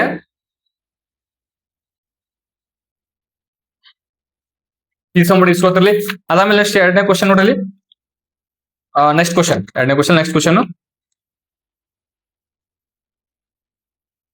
ಈ ನಾಟ್ಯಶಾಸ್ತ್ರ, ಹೌದಾ, ಈ ನಾಟ್ಯಶಾಸ್ತ್ರವನ್ನು ಈ ಕೆಳಗಿನ ಯಾರು ಬರದಾರ ಅಂತ ಕ್ವಶನ್ ನಿಮ್ಗೆಲ್ಲ ಗೊತ್ತಿರೋ ವಿಚಾರ. ಯಾರಪ್ಪ ಅಂದ್ರೆ ಭರತ ಮುನಿ. ನಾಟ್ಯಶಾಸ್ತ್ರ ಬರೋದಾರೆ ಭರತ ಮುನಿ. ಈ ನಾಟ್ಯಶಾಸ್ತ್ರ ಟೋಟಲ್ 36 ಅಧ್ಯಾಯಗಳದಾವ್ರಿ, ನಿಮ್ಗೆ ಗೊತ್ತಿಲ್ಲ ಹಂಗೆ. ಮತ್ತೆ 6000 ಶ್ಲೋಕಗಳದಾವ್ ನಾಟ್ಯಶಾಸ್ತ್ರದಲ್ಲಿ. ಅದು ಅದಕ್ಕೆ ಸಂಬಂಧಪಟ್ಟ ಇನ್ಫಾರ್ಮೇಶನ್ ನಿಮ್ಗೆ ಗೊತ್ತಿಲ್ಲ. ಇನ್ನೊಂದು 2026 ಈ ಚೀನಾಕ್ಕೆ ಈ ಬ್ರ್ಯಾಂಡ್ ಅಂಬಾಸಿಡರ್ ರಾಯಭಾರಿಯಾಗಿ ಯಾರನ್ನ ನೇಮಕ ಮಾಡಿರಂತ ಕ್ವಶನ್ ಕೇಳ ನೋಡ್ರಿ, ಹೆಂಗ್ ಕ್ವಶನ್ ಕೇಳ್ತಾನ. ಸೊ ಏನಪ್ಪ ಅಂದ್ರೆ ಭಾರತದಿಂದ ಚೀನಾ ದೇಶಕ್ಕೆ ರಾಯಭಾರಿ ಯಾರಂತ ನೇಮಕ ಮಾಡ್ಯಾರ ಆಪ್ಷನ್ ಕೊಟ್ಟಾನ. ಅಲ್ಲಿ ಆಪ್ಷನ್ ನಿಮ್ಗೆಲ್ಲ ಗೊತ್ತಿರ್ಬೇಕು, ಇದೆಲ್ಲ ವಿಚಾರ ಕರೆಂಟ್ ಅಫೇರ್ಸ್. ವಿಕ್ರಮ್ ದೊರೆಸ್ವಾಮಿ ಅಂತ ನೇಮಕ ಮಾಡ್ಯಾರ. ವಿಕ್ರಮ್ ದೊರೆಸ್ವಾಮಿ ಅಂತ ಕೂಡ ನೇಮಕ ಮಾಡ್ಯಾರ. ಅದು ಸಂಬಂಧಪಟ್ಟ ಇನ್ಫಾರ್ಮೇಶನ್ ಗೊತ್ತಿರ್ಬೇಕು, ಹೌದಾ. ಈ ನೆಕ್ಸ್ಟ್ ಪದ್ಮಭೂಷಣ ನೋಡ್ರಿ, ಪದ್ಮ ಅವಾರ್ಡ್ ಮೇಲೆ 100% ಕ್ವಶನ್ ಬರ್ತೈತಿ, ಇದನ್ನ ನೆನ್ಪಿಟ್ಕೋಬೇಕು ನೀವು, ಹೌದಾ. ಪದ್ಮ ಅವಾರ್ಡ್ ಮೇಲೆ 100% ಕ್ವಶನ್ ಬರುತ್ತೆ, ನೆನಪು, ಹೌದಾ. ಈಗ 2026 ಈ ಪದ್ಮ ಅವಾರ್ಡ್ ಅನ್ನ ಕೊಟ್ಟರು, ಹೌದಾ. ನಮ್ಮ ದೇಶದ ಅತ್ಯುನ್ನತ ಪ್ರಶಸ್ತಿ ಯಾವಪ್ಪ ಅಂದ್ರೆ ನಾಗರಿಕ ಪ್ರಶಸ್ತಿ, ಅದು ಭಾರತ ರತ್ನ ಪ್ರಶಸ್ತಿ. 2ನೇ ಅತ್ಯುನ್ನತ ನಾಗರಿಕ ಪ್ರಶಸ್ತಿ ಅಂದ್ರೆ ಪದ್ಮ ವಿಭೂಷಣ ಪ್ರಶಸ್ತಿ. 3ನೇ ಅತ್ಯುನ್ನತ ಪ್ರಶಸ್ತಿ ಯಾವಪ್ಪ ಅಂದ್ರೆ ಪದ್ಮಭೂಷಣ ಪ್ರಶಸ್ತಿ. 4ನೇ ಪ್ರಶಸ್ತಿ ಯಾವಪ್ಪ ಅಂದ್ರೆ ಪದ್ಮಶ್ರೀ ಪ್ರಶಸ್ತಿ. ರೈಟ್. ಈ 2020 ಇದನ್ನ ಕೊಡೋರು ಯಾರಪ್ಪ ಅಂದ್ರೆ ರಾಷ್ಟ್ರಪತಿಗಳ ಏನಪ್ಪಾ ಅಂದ್ರೆ ಇದನ್ನ ನೀಡ್ತಾರ. ರೈಟ್. ಈ ಪದ್ಮ ಪ್ರಶಸ್ತಿ ಐತಿಲ್ಲ, ಈ ಪದ್ಮ ಅವಾರ್ಡ್, ಇದಕ್ಕೇನಪ್ಪ ಯಾವುದೇ ಪ್ರಶಸ್ತಿ ಮೊತ್ತವನ್ನ ನೀಡಲಾಗ್ತದೆ ಅಂತ ಕ್ವಶನ್ ಕೇಳ್ತಾನೆ. ಯಾವುದೇ ಪ್ರಶಸ್ತಿ ಮೊತ್ತವನ್ನ ನೀಡಂಗಿಲ್ಲ. ರೈಟ್. ಇನ್ನೆಷ್ಟು ಈ ಪದ್ಮ ಅವಾರ್ಡ್ ಅನ್ನ ರೆಕಮೆಂಡ್ ಮಾಡೋರು ಒಂದು ಕಮಿಟಿ ಪರ್ಮಿಷನ್ ಮಾಡ್ತಾರ. ಆ ಕಮಿಟಿ ಅಧ್ಯಕ್ಷ ಯಾರಾಗಿರ್ತಾರ ಎಕ್ಸಾಮ್ ಕ್ವಶನ್ ಕೇಳ್ತಾನ, ಪ್ರಧಾನಮಂತ್ರಿಗಳಾಗಿರ್ತಾರ. ರೈಟ್. ಈ ಪದ್ಮ ಅವಾರ್ಡ್ ಗಳನ್ನ ನೀಡುವಂತ ಸಚಿವಾಲಯ ಯಾವ ಒಂದು ಕ್ವಶನ್ ಕೇಳ್ತಾನ, ಅದ್ಯಾವಪ್ಪ ಅಂದ್ರೆ ಅದು ಗೃಹ ಸಚಿವಾಲಯ, ಕೇಂದ್ರ ಗೃಹ ಸಚಿವಾಲಯದವರು ನೀಡ್ತಾರೆ. ರೈಟ್. ಈ ಪದ್ಮ ಅವಾರ್ಡ್ ಟೋಟಲ್ ಇಲ್ಲಿವರೆಗೆ ಏನಪ್ಪಾ ಅಂದ್ರೆ ಎಷ್ಟು ಈ 2026 ಎಷ್ಟು ಟೋಟಲ್ 131 ಜನ ಕೊಟ್ಟಾರ. ಇದು ಎಕ್ಸಾಮ್ ಕ್ವಶನ್ ಕೇಳ್ತಾರ. ಟೋಟಲ್ ಎಷ್ಟು ಜನ ಕೊಟ್ಟಾರಪ್ಪ ಅಂದ್ರೆ ಎಲ್ಲ ಸೇರಿಸಿ 131 ಜನ ಕೊಟ್ಟಾರ. ರೈಟ್. ಇನ್ನೆಷ್ಟು ಇದರಲ್ಲಿ ಪದ್ಮ ವಿಭೂಷಣ ಎಷ್ಟು ಜನ ಕೊಟ್ಟಾರಪ್ಪ ಅಂದ್ರೆ 5 ಜನ ಕೊಟ್ಟಾರ. ನೆಕ್ಸ್ಟ್ ಪದ್ಮಭೂಷಣ ಎಷ್ಟು ಜನ ಕೊಟ್ಟಾರಪ್ಪ ಅಂದ್ರೆ 13 ಜನ ಕೊಟ್ಟಾರ. 13 ಜನ ಕೊಟ್ಟಾರ. ರೈಟ್. ಇನ್ನೆಷ್ಟು ಪದ್ಮಶ್ರೀ ಎಷ್ಟು ಕೊಟ್ಟಾರಪ್ಪ ಅಂದ್ರೆ 113 ಜನ ಕೊಟ್ಟಾರ. 5, 13, 113 ಗೊತ್ತಲ್ಲ. ಟೋಟಲ್ ಏನಪ್ಪ ಅಂದ್ರೆ ಇವು ಏನ್ ಕೊಟ್ಟಾರ, ಇದ ನಾ ಮಾತಾಡಿದ್ದು ಟೋಟಲ್ ಎಷ್ಟು ಜನ ಕೊಟ್ಟಾರ ಅಂತೇಳಿ. ರೈಟ್. ಇದರಲ್ಲಿ ಕರ್ನಾಟಕದವ್ರು ಎಷ್ಟು ಪಡ್ಕೊಂಡಾರಪ್ಪ ಅಂದ್ರೆ ಟೋಟಲ್ 8. ಒಂದು ಪದ್ಮಭೂಷಣ, ಏನಪ್ಪ ಅಂದ್ರೆ 7 ಪದ್ಮಶ್ರೀ ಪ್ರಶಸ್ತಿ. ಗಣೇಶ್ ಅಂತೇಳಿ ಪದ್ಮಭೂಷಣ ಪ್ರಶಸ್ತಿ ಕೊಟ್ಟಾರ. 7 ಜನಕ್ಕೆ ಯಾವಪ್ಪ ಅಂದ್ರೆ ಪದ್ಮಶ್ರೀ ಕೊಟ್ಟಾರ. ಆ 7 ಜನರನ್ನ 100% ಅಂದ್ರೆ ಕ್ವಶನ್ ಕೇಳ್ತಾನ. 7 ಜನರ ಬಯಾಟ್ ಹಾಕಿ ಏನ್ ಮಾಡ್ಬೇಕು ನೀವು, ಅವ್ರ ಕ್ಷೇತ್ರ ಕೂಡ ನೆನಪಿಟ್ಕೊಳ್ಬೇಕು. ಪದ್ಮಭೂಷಣ ಏನ್ ಗಣೇಶ್ ಇದ್ದಾರಲ್ಲ, ಅವರು ಯಾವ್ದು ಕ್ಷೇತ್ರದ ನೆನಪಿಟ್ಕೊಳ್ಬೇಕು. ಮತ್ತೆ ಪದ್ಮ ವಿಭೂಷಣ ಇದ್ಲ ಟೋಟಲ್ 5 ಜನರದ, ಅವ್ರದ್ದು 5 ಜನ ಯಾರು, ಮತ್ತೆ ಆ 5 ಜನರ ಕ್ಷೇತ್ರ ಯಾವುದು, ಇದನ್ನ ಬಯಾಟ್ ಹಾಕಿ ನೆನ್ಪಿಟ್ಕೊಡ್ರಿ. ಇದನ್ನ ಎಕ್ಸಾಮ್ ನೆಕ್ಸ್ಟ್ ಬರೋ ಎಕ್ಸಾಮ್ 100% ಕ್ವಶನ್ ಅನ್ನ ಕೇಳ್ತಾರ. ರೈಟ್. ಈ ನೆಕ್ಸ್ಟ್ ಏನಪ್ಪಾ ಅಂದ್ರೆ ಪ್ರಹಾರನು ಒಂದೇನಪ್ಪ ನ್ಯೂಸ್ ಅಲ್ಲಿ ಐತಿ. ಈ ಪ್ರಹಾರ ಅನ್ನೋದು ಯಾವ ಕ್ಷೇತ್ರನ ಅಭಿವೃದ್ಧಿ ಮಾಡಕತ್ತ ಕ್ವಶನ್ ಕೇಳ ಯಾವಪ್ಪ ಅಂದ್ರೆ ಇದು ಸ್ಪೇಸ್ ಡಿಫೆನ್ಸ್, ಹೌದಾ. ಸ್ಪೇಸ್ ಡಿಫೆನ್ಸ್ ಸಂಬಂಧಪಟ್ಟಂಗ ಪ್ರಹಾರ ಅನ್ನೋದು ನಿಮ್ಗೆ ಗೊತ್ತಿರ್ಬೇಕು. ಏನಪ್ಪಾ ಅಂದ್ರೆ ಇದು surface to surface missile. Prahaar ಅನ್ನೋದು ಏನಂದ್ರೆ surface to surface missile. Defence related development ಮಾಡಿದಾರು, DRDO ಡೆವಲಪ್ ಮಾಡ್ಯಾರ. ಏನಪ್ಪ ಅಂದ್ರೆ ಇದ್ರದ್ದು ಏನಪ್ಪಾ ಅಂದ್ರೆ ಇದ್ರ ರೇಂಜ್ ಎಷ್ಟಪ್ಪ ಅಂದ್ರೆ 150 ಕಿಲೋಮೀಟರ್. ಇನ್ನೆಷ್ಟು ಇದ್ರದ ಸ್ಪೀಡ್ ಎಷ್ಟಪ್ಪ ಅಂದ್ರೆ 4 ಮ್ಯಾಕ್. ಎಷ್ಟ್ರಿ 4 ಮ್ಯಾಕ್ ಅಂತೇಳಿ. ಇದು ಪ್ರಹಾರ ಮೇಲೆ ಕ್ವಶನ್. ನೀವು ಇನ್ನು ಕರೆಂಟ್ ಅಫೇರ್ಸ್ ಏನ್ ಓದ್ಕೋಬೇಕು, ಈ ರುದ್ರಮ್ 2 ಅಂತೇಳಿ, ಹೌದಾ. ರುದ್ರಮ್ 2 ಅಂತೇಳಿ ಡೆವಲಪ್ಮೆಂಟ್ ಮಾಡಿರಲ್ಲ, ಅದನ್ನ ಇದಪ್ಪ ಅಂದ್ರೆ ಅದು ಏರ್ ಟು ಸರ್ಫೇಸ್ ಮಿಸೈಲ್, ಆಕಾಶದಿಂದ ಭೂಮಿಗೆ ಜಿಗುವಂತ ಮಿಸೈಲ್ ಅದು, ಹೌದಾ. ಅದ್ರದ್ದು ಮ್ಯಾಕ್ ಸ್ಪೀಡ್ ಎಷ್ಟಪ್ಪ ಅಂದ್ರೆ 4.8 ಮ್ಯಾಕ್. 4.8 ಮ್ಯಾಕ್ ಸ್ಪೀಡ್ ಹೋಗ್ತತಿ. ರೈಟ್. ಅದನ್ನ ಡೆವಲಪ್ಮೆಂಟ್ ಮಾಡಿದಾರಪ್ಪ ಅಂದ್ರೆ DRDOದವರು. ಅದನ್ನು ಕೂಡ ನಿಮ್ಗೆ ಇನ್ಫಾರ್ಮೇಶನ್ ನಿಮ್ಗೆ ಗೊತ್ತಿರ್ಬೇಕು. ನಾ ಹಿಂದಿನ ವಿಡಿಯೋದಲ್ಲಿ ಆಲ್ರೆಡಿ ಎಲ್ಲಾ ಡಿಸ್ಕಷನ್ ಮಾಡಿಬಿಟ್ಟೇನೆ, ಹೌದಾ. ಇಸ್ರೋ ಮತ್ತೆ DRDO ಈ ಜಸ್ಟ್ ಕ್ವಶನ್ ಪೇಪರ್ ನಾವು ಡಿಸ್ಕಷನ್ ಮಾಡ್ತಾ ಹೋಗೋಣ. ರೈಟ್. ಈ ನೆಕ್ಸ್ಟ್ ಈ ಶಾಂತಿ ಸ್ವರೂಪ್ ಭಟ್ನಾಕರ್ ಅವಾರ್ಡ್ ಮೇಲೆ ಕ್ವಶನ್ ಕೇಳ. ಈ ಶಾಂತಿ ಸ್ವರೂಪ್ ಭಟ್ನಾಕರ್ ಅವಾರ್ಡ್ ಅನ್ನ ಯಾವ ಕ್ಷೇತ್ರ ನೀಡಲಾಗುತ್ತದೆ ಅಂತ ಕ್ವಶನ್ ಕೇಳ.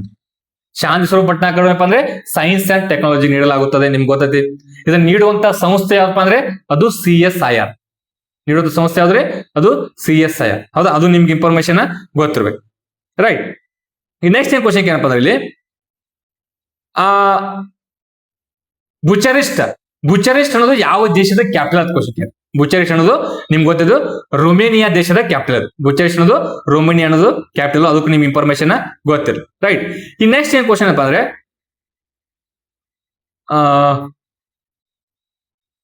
ಒಂದ್ಸಲ ನೋಡ್ಬಿಡ್ತೀನಿ, ರೈಟ್.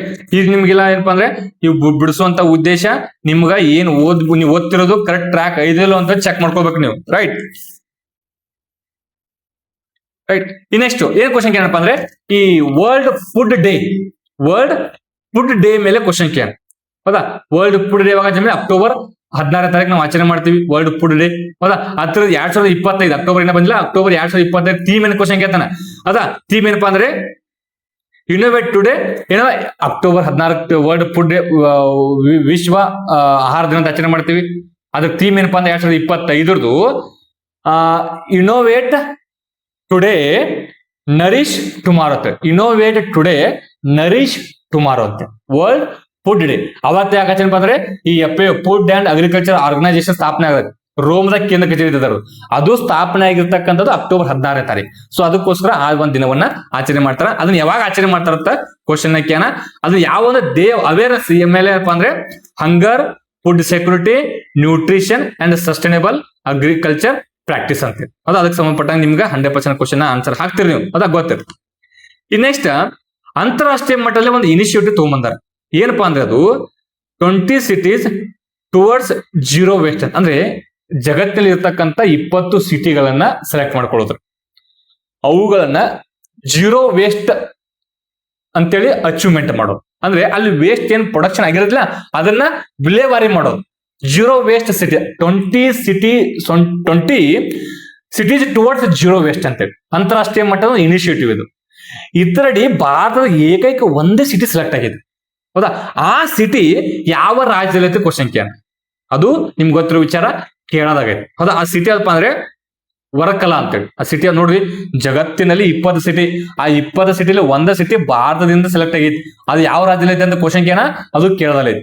ಹಾಗಾದ್ರೆ ಆ ಒಂದು ಸಿಟಿ ಯಾವ್ದು ಅಂದ್ರೆ ವರಕಲಾ ಅಂತೇಳಿ, ವರ್ಕಲಾ ಅಂತೇಳಿ ಅದು ಎಲ್ಲೈತಿ ಕೇಳೋದಾಗೈತಿ. ಅದು ಸಂಬಂಧ ಇನ್ಫಾರ್ಮೇಶನ್ ನಿಮ್ಗೆ ಗೊತ್ತಿರ್ಬೇಕು, ರೈಟ್. ಇನ್ನೊಂದು ಏನು ಕ್ವಶನ್ ಕೇಳ ಗೊತ್ತಾ, ಇತ್ತೀಚೆಗೆ ಒಂದು ಸಂಸ್ಥೆ ಈ ರೇನ್ ಫಾಲ್ ಅಂದ್ರೆ ಮಳೆ ಆಗ್ಲಿಕ್ಕೆ ಕಾರಣ ಏನು, ಹೌದಾ. ಮಳೆ ಯಾವ ರೀತಿ ಆಗ್ತತಿ ಅಂದ್ರೆ ಈ ಮಳೆಗೆ ಸಂಬಂಧಪಟ್ಟಂಗೆ ಏನಪ್ಪಾ ಅಂದ್ರೆ ಒಂದು ಸಂಸ್ಥೆ ಏನ್ ಮಾಡೈತಿ, ಸಂಶೋಧನೆ ಮಾಡೈತಿ. ಆ ಸಂಶೋಧನೆ ಮಾಡಿಗೋಸ್ಕರ ಅದಕ್ಕ ಪೇಟೆಂಟ್ WTO ದವರ ಪೇಟೆಂಟ್ ಅನ್ನ ಕೊಟ್ಟಾರ, ಹೌದಾ. ಪೇಟೆಂಟ್ ಅನ್ನ ಕೊಟ್ಟಾರ. ಆ 20 ವರ್ಷ ಇರುತ್ತೆ ಪೇಟೆಂಟ್, ಹೌದಾ. GI ಟ್ಯಾಗ್ 10 ವರ್ಷ ಇರುತ್ತೆ, ನಿಮ್ಗೆಲ್ಲ ಗೊತ್ತಿರೋ ಸರ್. ಆ ಪೇಟೆಂಟ್ ಪಡ್ಕೊಂಡಿರ್ತಕ್ಕಂಥ ಸಂಸ್ಥೆ ಯಾವ್ದತ್ತ ಅದ ನಿಮ್ಗೆ ಗೊತ್ತಿನ ಒಂದ್ಸಲ ಹೇಳ್ತೀನಿ. ಈ ಪೇಟೆಂಟ್ ಎದಕ್ ಕೊಟ್ಟಾರ ಅವ್ರಿಗೆ, ಆ ಸಂಸ್ಥೆಗೆ ಈ ಮಳೆ ಬಗ್ಗೆ, ಈ ರೇನ್ಫಾಲ್ ಬಗ್ಗೆ ಅಧ್ಯಯನ ಮಾಡ್ಯಾರ. ಮಳೆ ಬರ್ಲಿಕ್ಕೆ ಕಾರಣಗಳೇನು, ಹೌದಾ. ಮಳೆ ಬರ್ದೇ ಇರೋಕೆ ಕಾರಣಗಳೇನು, ಹೌದಾ. ಈ ಮಳೆ ಬರ್ಬೇಕಂದ್ರೆ ಏನೇನು ಕ್ರೈಟೀರಿಯಾಗಳು ಇರ್ಬೇಕಂತೇಳಿ ರಿಸರ್ಚ್ ಮಾಡಿದಾರ, ಸಂಶೋಧನೆ ಮಾಡ್ಯಾರ.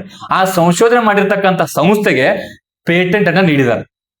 ಆ ಪೇಟೆಂಟ್ ಪಡ್ಕೊಂಡಿರ್ತಕ್ಕಂಥ ಸಂಸ್ಥೆ ಯಾವತ್ತ ಕ್ವಶನ್ ಕೇನ. ಇಲ್ಲಿ ಆಪ್ಷನ್ ನೋಡ್ರಿ, Indian Institute of Science, Indian Institute of Technology Delhi, Anna University, Cochin University of Science and Technology ಅಂತ, ಹೌದಾ. ಈ ತರ ಆನ್ಸರ್ ಏನಪ್ಪಾ ಅಂದ್ರೆ Cochin University of Science and Technology, Cochin ಕೇಳ, right. Cochin University of Science and Technology, ಹೌದಾ. ಅದು ಸಂಬಂಧಪಟ್ಟ ನಿಮ್ ಇನ್ಫಾರ್ಮೇಶನ್ ಗೊತ್ತಿರ, ರೈಟ್. ಇಲ್ಲಿ ನೋಡ್ರಿ, ಈ ಚಂಡಮಾರುತಗಳು ಬರ್ತಾವೆ, ಹೌದಾ. ಇಂಪಾರ್ಟೆಂಟ್ ನೀವು ನೆನಪಿಟ್ಕೋಬೇಕು. ಈ ಚಂಡಮಾರುತಗಳು ಏನ್ ಗೊತ್ತಾ, ಚಂಡಮಾರುತಗಳ ಮೇಲೆ 100% ಕ್ವಶನ್ ಇರ್ತದೆ. ಚಂಡಮಾರುತಗಳ ಮೇಲೆ 100% ನಿಮ್ ಎಕ್ಸಾಮ್ ಅಲ್ಲಿ ಮುಂದೆ ಬರುವಂತ ಕ್ವಶನ್. ಇಲ್ಲಿ ಒಂದು ಕ್ವಶನ್ ಏನ್ ಗೊತ್ತಾ, ಈ ಸೈಕ್ಲೋನ್ ನಾರೆಲ್ಲೆ ಅನ್ನೋದು ಸೈಕ್ಲೋನ್, ಇದು ಚಂಡಮಾರುತ. ಇದು ಇತ್ತೀಚೆಗೆ ಈ ಕೇಂದ್ರ ಯಾವ ದೇಶಕ್ಕೆ ಹಾನಿಯನ್ನು ಉಂಟು ಮಾಡಿದೆ ಅಂತ ಕ್ವಶನ್ ಕೇಳ. 1ನೇ ಆಪ್ಷನ್ ಆಸ್ಟ್ರೇಲಿಯಾ, 2ನೇ ಆಪ್ಷನ್ ಮಡಗಾಸ್ಕರ್, 3ನೇ ಆಪ್ಷನ್ ರಷ್ಯಾ, 4ನೇ ಆಪ್ಷನ್ ಫಿಲಿಪ್ಸ್ ಕೂಡ. ನಾರೆಲ್ಲೆ ಅನ್ನೋದು ಇತ್ತೀಚೆಗೆ ಏನಪ್ಪಾ ಅಂದ್ರೆ ಇದು ಕೊಟ್ಟಿರೋದು ಯಾವ್ದಪ್ಪ ಅಂದ್ರೆ ಆಸ್ಟ್ರೇಲಿಯಾ, ಆಸ್ಟ್ರೇಲಿಯಾ. ನಿಮ್ಗೆ ಅದಕ್ಕೆ ಗೊತ್ತಿಲ್ಲ. ನೀವ್ ಏನ್ ಮಾಡ್ಬೇಕು ಗೊತ್ತಾ, ಹಾಗಾದ್ರೆ ಈಗ ಲಾಸ್ಟ್ ಈ ಒಂದು ವರ್ಷದಲ್ಲಿ ನಮ್ಮ ದೇಶಕ್ಕೆ ಬಂದಿರತಕ್ಕಂತ ಸೈಕ್ಲೋನ್ಗಳ ಬಗ್ಗೆ ಲಿಸ್ಟ್ ಮಾಡ್ಬೇಕು, ಅಂತ ಓದ್ಕೊಳ್ಬೇಕು. ಲಿಸ್ಟ್ ಮಾಡ್ಬೇಕು, ಅವುಗಳನ್ನ ಓದ್ಬೇಕು. ನಾನು ನಿಮ್ಗೆ ಹೇಳಕ್ ಜಸ್ಟ್ ಹೌದಾ ಏನ್ ಮಾಡ್ಬೇಕಂತೆ. ಸೈಕ್ಲೋನ್ ಮೇಲೆ 100% ಕ್ವಶನ್ ಬಂದೇ ಬರ್ತೈತ್ರಿ. ಚಂಡಮಾರುತಗಳು. ಹೌದಾ, ಇದರಲ್ಲಿ 2 ಟೈಪ್ಸ್ ಏನು, ಸೈಕ್ಲೋನ್ಸ್ ಮತ್ತು ಆಂಟಿ ಸೈಕ್ಲೋನ್ಸ್ ಅಂತ ಬರ್ತೈತಿ. ರೈಟ್, ಹೌದಾ. ಈ ಸೈಕ್ಲೋನ್ಸ್ಗಳು ನಾರ್ದರ್ನ್ ಹೆಮಿಸ್ಫಿಯರ್ ಅಲ್ಲಿ ಕ್ಲಾಕ್ ವೈಸ್ ತಿರುಗ್ತಾವ. ಹೌದಾ, ಸದರ್ನ್ ಹೆಮಿಸ್ಫಿಯರ್ ಅಲ್ಲಿ ಸೈಕ್ಲೋನ್ಸ್ಗಳು ಆಂಟಿ ಕ್ಲಾಕ್ ವೈಸ್ ತಿರುಗ್ತಾವ. ರೈಟ್, ಅದೇ ಆಂಟಿ ಸೈಕ್ಲೋನ್ಸ್ ನಾರ್ದರ್ನ್ ಹೆಮಿಸ್ಫಿಯರ್ ಅಲ್ಲಿ ಆಂಟಿ ಕ್ಲಾಕ್ ವೈಸ್ ತಿರುಗ್ತಾವ. ರೈಟ್, ಸದರ್ನ್ ಹೆಮಿಸ್ಫಿಯರ್ ಅಲ್ಲಿ ಕ್ಲಾಕ್ ವೈಸ್ ತಿರುಗ್ತಾವ. ಹೌದಾ, ಗೊತ್ತಾ. ಸೈಕ್ಲೋನ್ಸ್ಗಳು ನಾರ್ದರ್ನ್ ಹೆಮಿಸ್ಫಿಯರ್ ಅಲ್ಲಿ ಸಾರಿ ಮೈ ಮಿಸ್ಟೇಕ್, ಏನ್ ಗೊತ್ತಾ, ಸೈಕ್ಲೋನ್ಸ್ಗಳು ನಾರ್ದರ್ನ್ ಹೆಮಿಸ್ಫಿಯರ್ ಅಲ್ಲಿ ಆಂಟಿ ಕ್ಲಾಕ್ ವೈಸ್ ತಿರುಗ್ತಾವ, ಸದರ್ನ್ ಹೆಮಿಸ್ಫಿಯರ್ ಅಲ್ಲಿ ಕ್ಲಾಕ್ ವೈಸ್ ಅಲ್ಲಿ ತಿರುಗ್ತಾವ. ಅದೇ ಆಂಟಿ ಸೈಕ್ಲೋನ್ಸ್ಗಳು ನಾರ್ದರ್ನ್ ಹೆಮಿಸ್ಫಿಯರ್ ಅಲ್ಲಿ ಕ್ಲಾಕ್ ವೈಸ್ ತಿರುಗ್ತಾವ, ಸದರ್ನ್ ಹೆಮಿಸ್ಫಿಯರ್ ಅಲ್ಲಿ ಆಂಟಿ ಕ್ಲಾಕ್ ವೈಸ್ ತಿರುಗ್ತಾವ. ಇದು ನೆನಪಿಟ್ಟು ಕ್ಲಾರಿಟಿ ಐತೆ. ರೈಟ್, ನೆನಪು. ಇನ್ನು ಸೈಕ್ಲೋನ್ಸ್ ಅಲ್ಲಿ ಸೆಂಟರ್ ಆಫ್ ದಿ ಸೈಕ್ಲೋನ್ಸ್ ಏನಂದು ಕರೆಯುತ್ತಾರೆ ಅಂತ ಎಕ್ಸಾಮ್ ಕ್ವಶನ್ ಕೇಳ್ತಾನೆ. ಅದಕ್ಕೆ ಐ ಆಫ್ ದಿ ಸೈಕ್ಲೋನ್ಸ್ ಅಂತ ಕರೀತಾರೆ. ಹೌದಾ, ಆ ಐ ಅಲ್ಲಿ ಪ್ರೆಷರ್ ಕಡಿಮೆ ಇರುತ್ತೋ ಜಾಸ್ತಿ ಇರುತ್ತೋ ಕೇಳ್ತಾನೆ. ಹೌದಾ, ಪ್ರೆಷರ್ ಕಡಿಮೆ ಇರ್ತೈತಿ ಸೆಂಟರ್ ಅಲ್ಲಿ. ಹೌದಾ, ಮತ್ತೆ ಹೊರಗಡೆ ಏನಪ್ಪ ಅಂದ್ರೆ ಪ್ರೆಷರ್ ಜಾಸ್ತಿ ಇರತ್ತೆ. ಹೈಯರ್ ಪ್ರೆಷರ್ ಇಂದ ಲೋವರ್ ಪ್ರೆಷರ್ ಬರ್ತಾವ. ಇನ್ನೆಷ್ಟು, ಸೆಂಟರ್ ಅಲ್ಲಿ ಪ್ರೆಷರ್ ಕಡಿಮೆ ಇದ್ರೆ ಟೆಂಪರೇಚರ್ ಇರತ್ತೆ ಜಾಸ್ತಿ ಇರ್ತತಿ. ಇದನ್ನ ಆಲ್ರೆಡಿ ಎಕ್ಸಾಮ್ ಅಲ್ಲಿ ನಿಮ್ ಕ್ವಶನ್ ಕೇಳೋಣ. ಹೌದಾ, ಇನ್ ಎಕ್ಸಾಮ್ ಕ್ವಶನ್. ಇನ್ನೆಷ್ಟು ಆಂಟಿ ಸೈಕ್ಲೋನ್ ಅಲ್ಲಿ ಕ್ವಶನ್ ಕೇಳ್ತಾನೆ. ಆಂಟಿ ಸೈಕ್ಲೋನ್ ಅಲ್ಲಿ ಸೆಂಟರ್ ಅಲ್ಲಿ ಪ್ರೆಷರ್ ಕಡಿಮೆ ಇರುತ್ತೋ ಜಾಸ್ತಿ ಇರ್ತಾನ, ಜಾಸ್ತಿ ಇರ್ತೈತಿ. ಹೊರಗಡೆ ಕಡಿಮೆ ಇರ್ತೈತಿ. ನೆಕ್ಸ್ಟ್, ಸೆಂಟರ್ ಅಲ್ಲಿ ಆಂಟಿ ಸೈಕ್ಲೋನ್ ಅಲ್ಲಿ ಟೆಂಪರೇಚರ್ ಜಾಸ್ತಿ ಇರುತ್ತೋ ಕಡಿಮೆ ಇರ್ತಾನ, ಟೆಂಪರೇಚರ್ ಕಡಿಮೆ ಇರುತ್ತದೆ. ಹೊರಗಡೆ ಜಾಸ್ತಿ ಇರ್ತೈತಿ. ಹೌದಾ, ಜಾಸ್ತಿ ಇರತ್ತೆ. ಇದಕ್ಕೆ ಸಂಬಂಧಪಟ್ಟ ನಿಮ್ಗೆ ಗೊತ್ತಿರಲಿ. ನೆಕ್ಸ್ಟ್, ಮತ್ತೆ ಸೈಕ್ಲೋನ್ 2 ಟೈಪ್ಸ್ ಮಾಡ್ತೀವಿ, ಟ್ರಾಪಿಕಲ್ ಸೈಕ್ಲೋನ್ಸು ಮತ್ತೆ ಟೆಂಪರೇಟ್ ಸೈಕ್ಲೋನ್ಸು. ಉಷ್ಣವಲಯದ ಚಂಡಮಾರುತ, ಸಮಶೀತೋಷ್ಣ ವಲಯದ ಚಂಡಮಾರುತ. ನೆಕ್ಸ್ಟ್, ಉಷ್ಣವಲಯದ ಚಂಡಮಾರುತಗಳು ಈ ಪೂರ್ವದಿಂದ ಪಶ್ಚಿಮಕ್ಕೆ ಬರುತ್ತವೆ. ಸಮಶೀತೋಷ್ಣ ವಲಯದ ಚಂಡಮಾರುತಗಳು ಪಶ್ಚಿಮದಿಂದ ಪೂರ್ವಕ್ಕೆ ಹೋಗ್ತಾವ. ಹೌದಾ, ಹಾಗಾದ್ರೆ ನಮ್ಮ ದೇಶಕ್ಕೆ ಬರುವಂತ ಎಲ್ಲ ಚಂಡಮಾರುತ ಆದ್ರೆ ಉಷ್ಣವಲಯದ ಚಂಡಮಾರುತಗಳು. ಹೌದ್ರಿ, ಉಷ್ಣವಲಯದ ಚಂಡಮಾರುತ ಟ್ರಾಪಿಕಲ್ ಸೈಕ್ಲೋನ್ಸ್ಗಳು ಬರ್ತಾವ. ರೈಟ್, ಇದಕ್ಕೆ ಸಂಬಂಧಪಟ್ಟಂಗೆ ಇನ್ಫಾರ್ಮೇಶನ್ ನಿನಗ ಗೊತ್ತಿರಲಿ. ಅವನ್ನೆಲ್ಲ ಕುತ್ಕೊಂಡು ಏನಪ್ಪಾ ಅಂದ್ರೆ ಟೋಟಲ್ ಏನಪ್ಪಾ ಅಂದ್ರೆ ಈ ದೇಶಗಳು ಬೇರೆ, ಈ ಬಂಗಾಳ ಕೊಲ್ಲಿ ಮತ್ತೇನಪ್ಪಾ ಅಂದ್ರೆ ಈ ಬಂಗಾಳ ಕೊಲ್ಲಿ, ಅರಬ್ಬಿ ಸಮುದ್ರ ಎಲ್ಲ ಹುಟ್ಟುವಂತ ಏನ್ ಚಂಡಮಾರುತ ಹುಟ್ಟವಲ್ಲ 13 ದೇಶಗಳು ಚಂಡಮಾರುತ ಹೆಸರು ಕೊಡ್ತಾವ. 13 ದೇಶಗಳು ಆ ಚಂಡಮಾರುತಗಳಿಗೆ ಹೆಸರನ್ನು ನೀಡ್ತಾವ. ಹೌದಾ, ಗೊತ್ತಾ. ಈ ನೆಕ್ಸ್ಟ್ ಇದು ಸಂಬಂಧಪಟ್ಟಂಗ ನಿಮ್ಗ ಗೊತ್ತಿರು. ರೈಟ್, ಅದಾದ್ಮೇಲೆ ನೆಕ್ಸ್ಟ್ ಏನ್ ಕ್ವಶನ್ ಏನಪ್ಪಾ ಅಂದ್ರೆ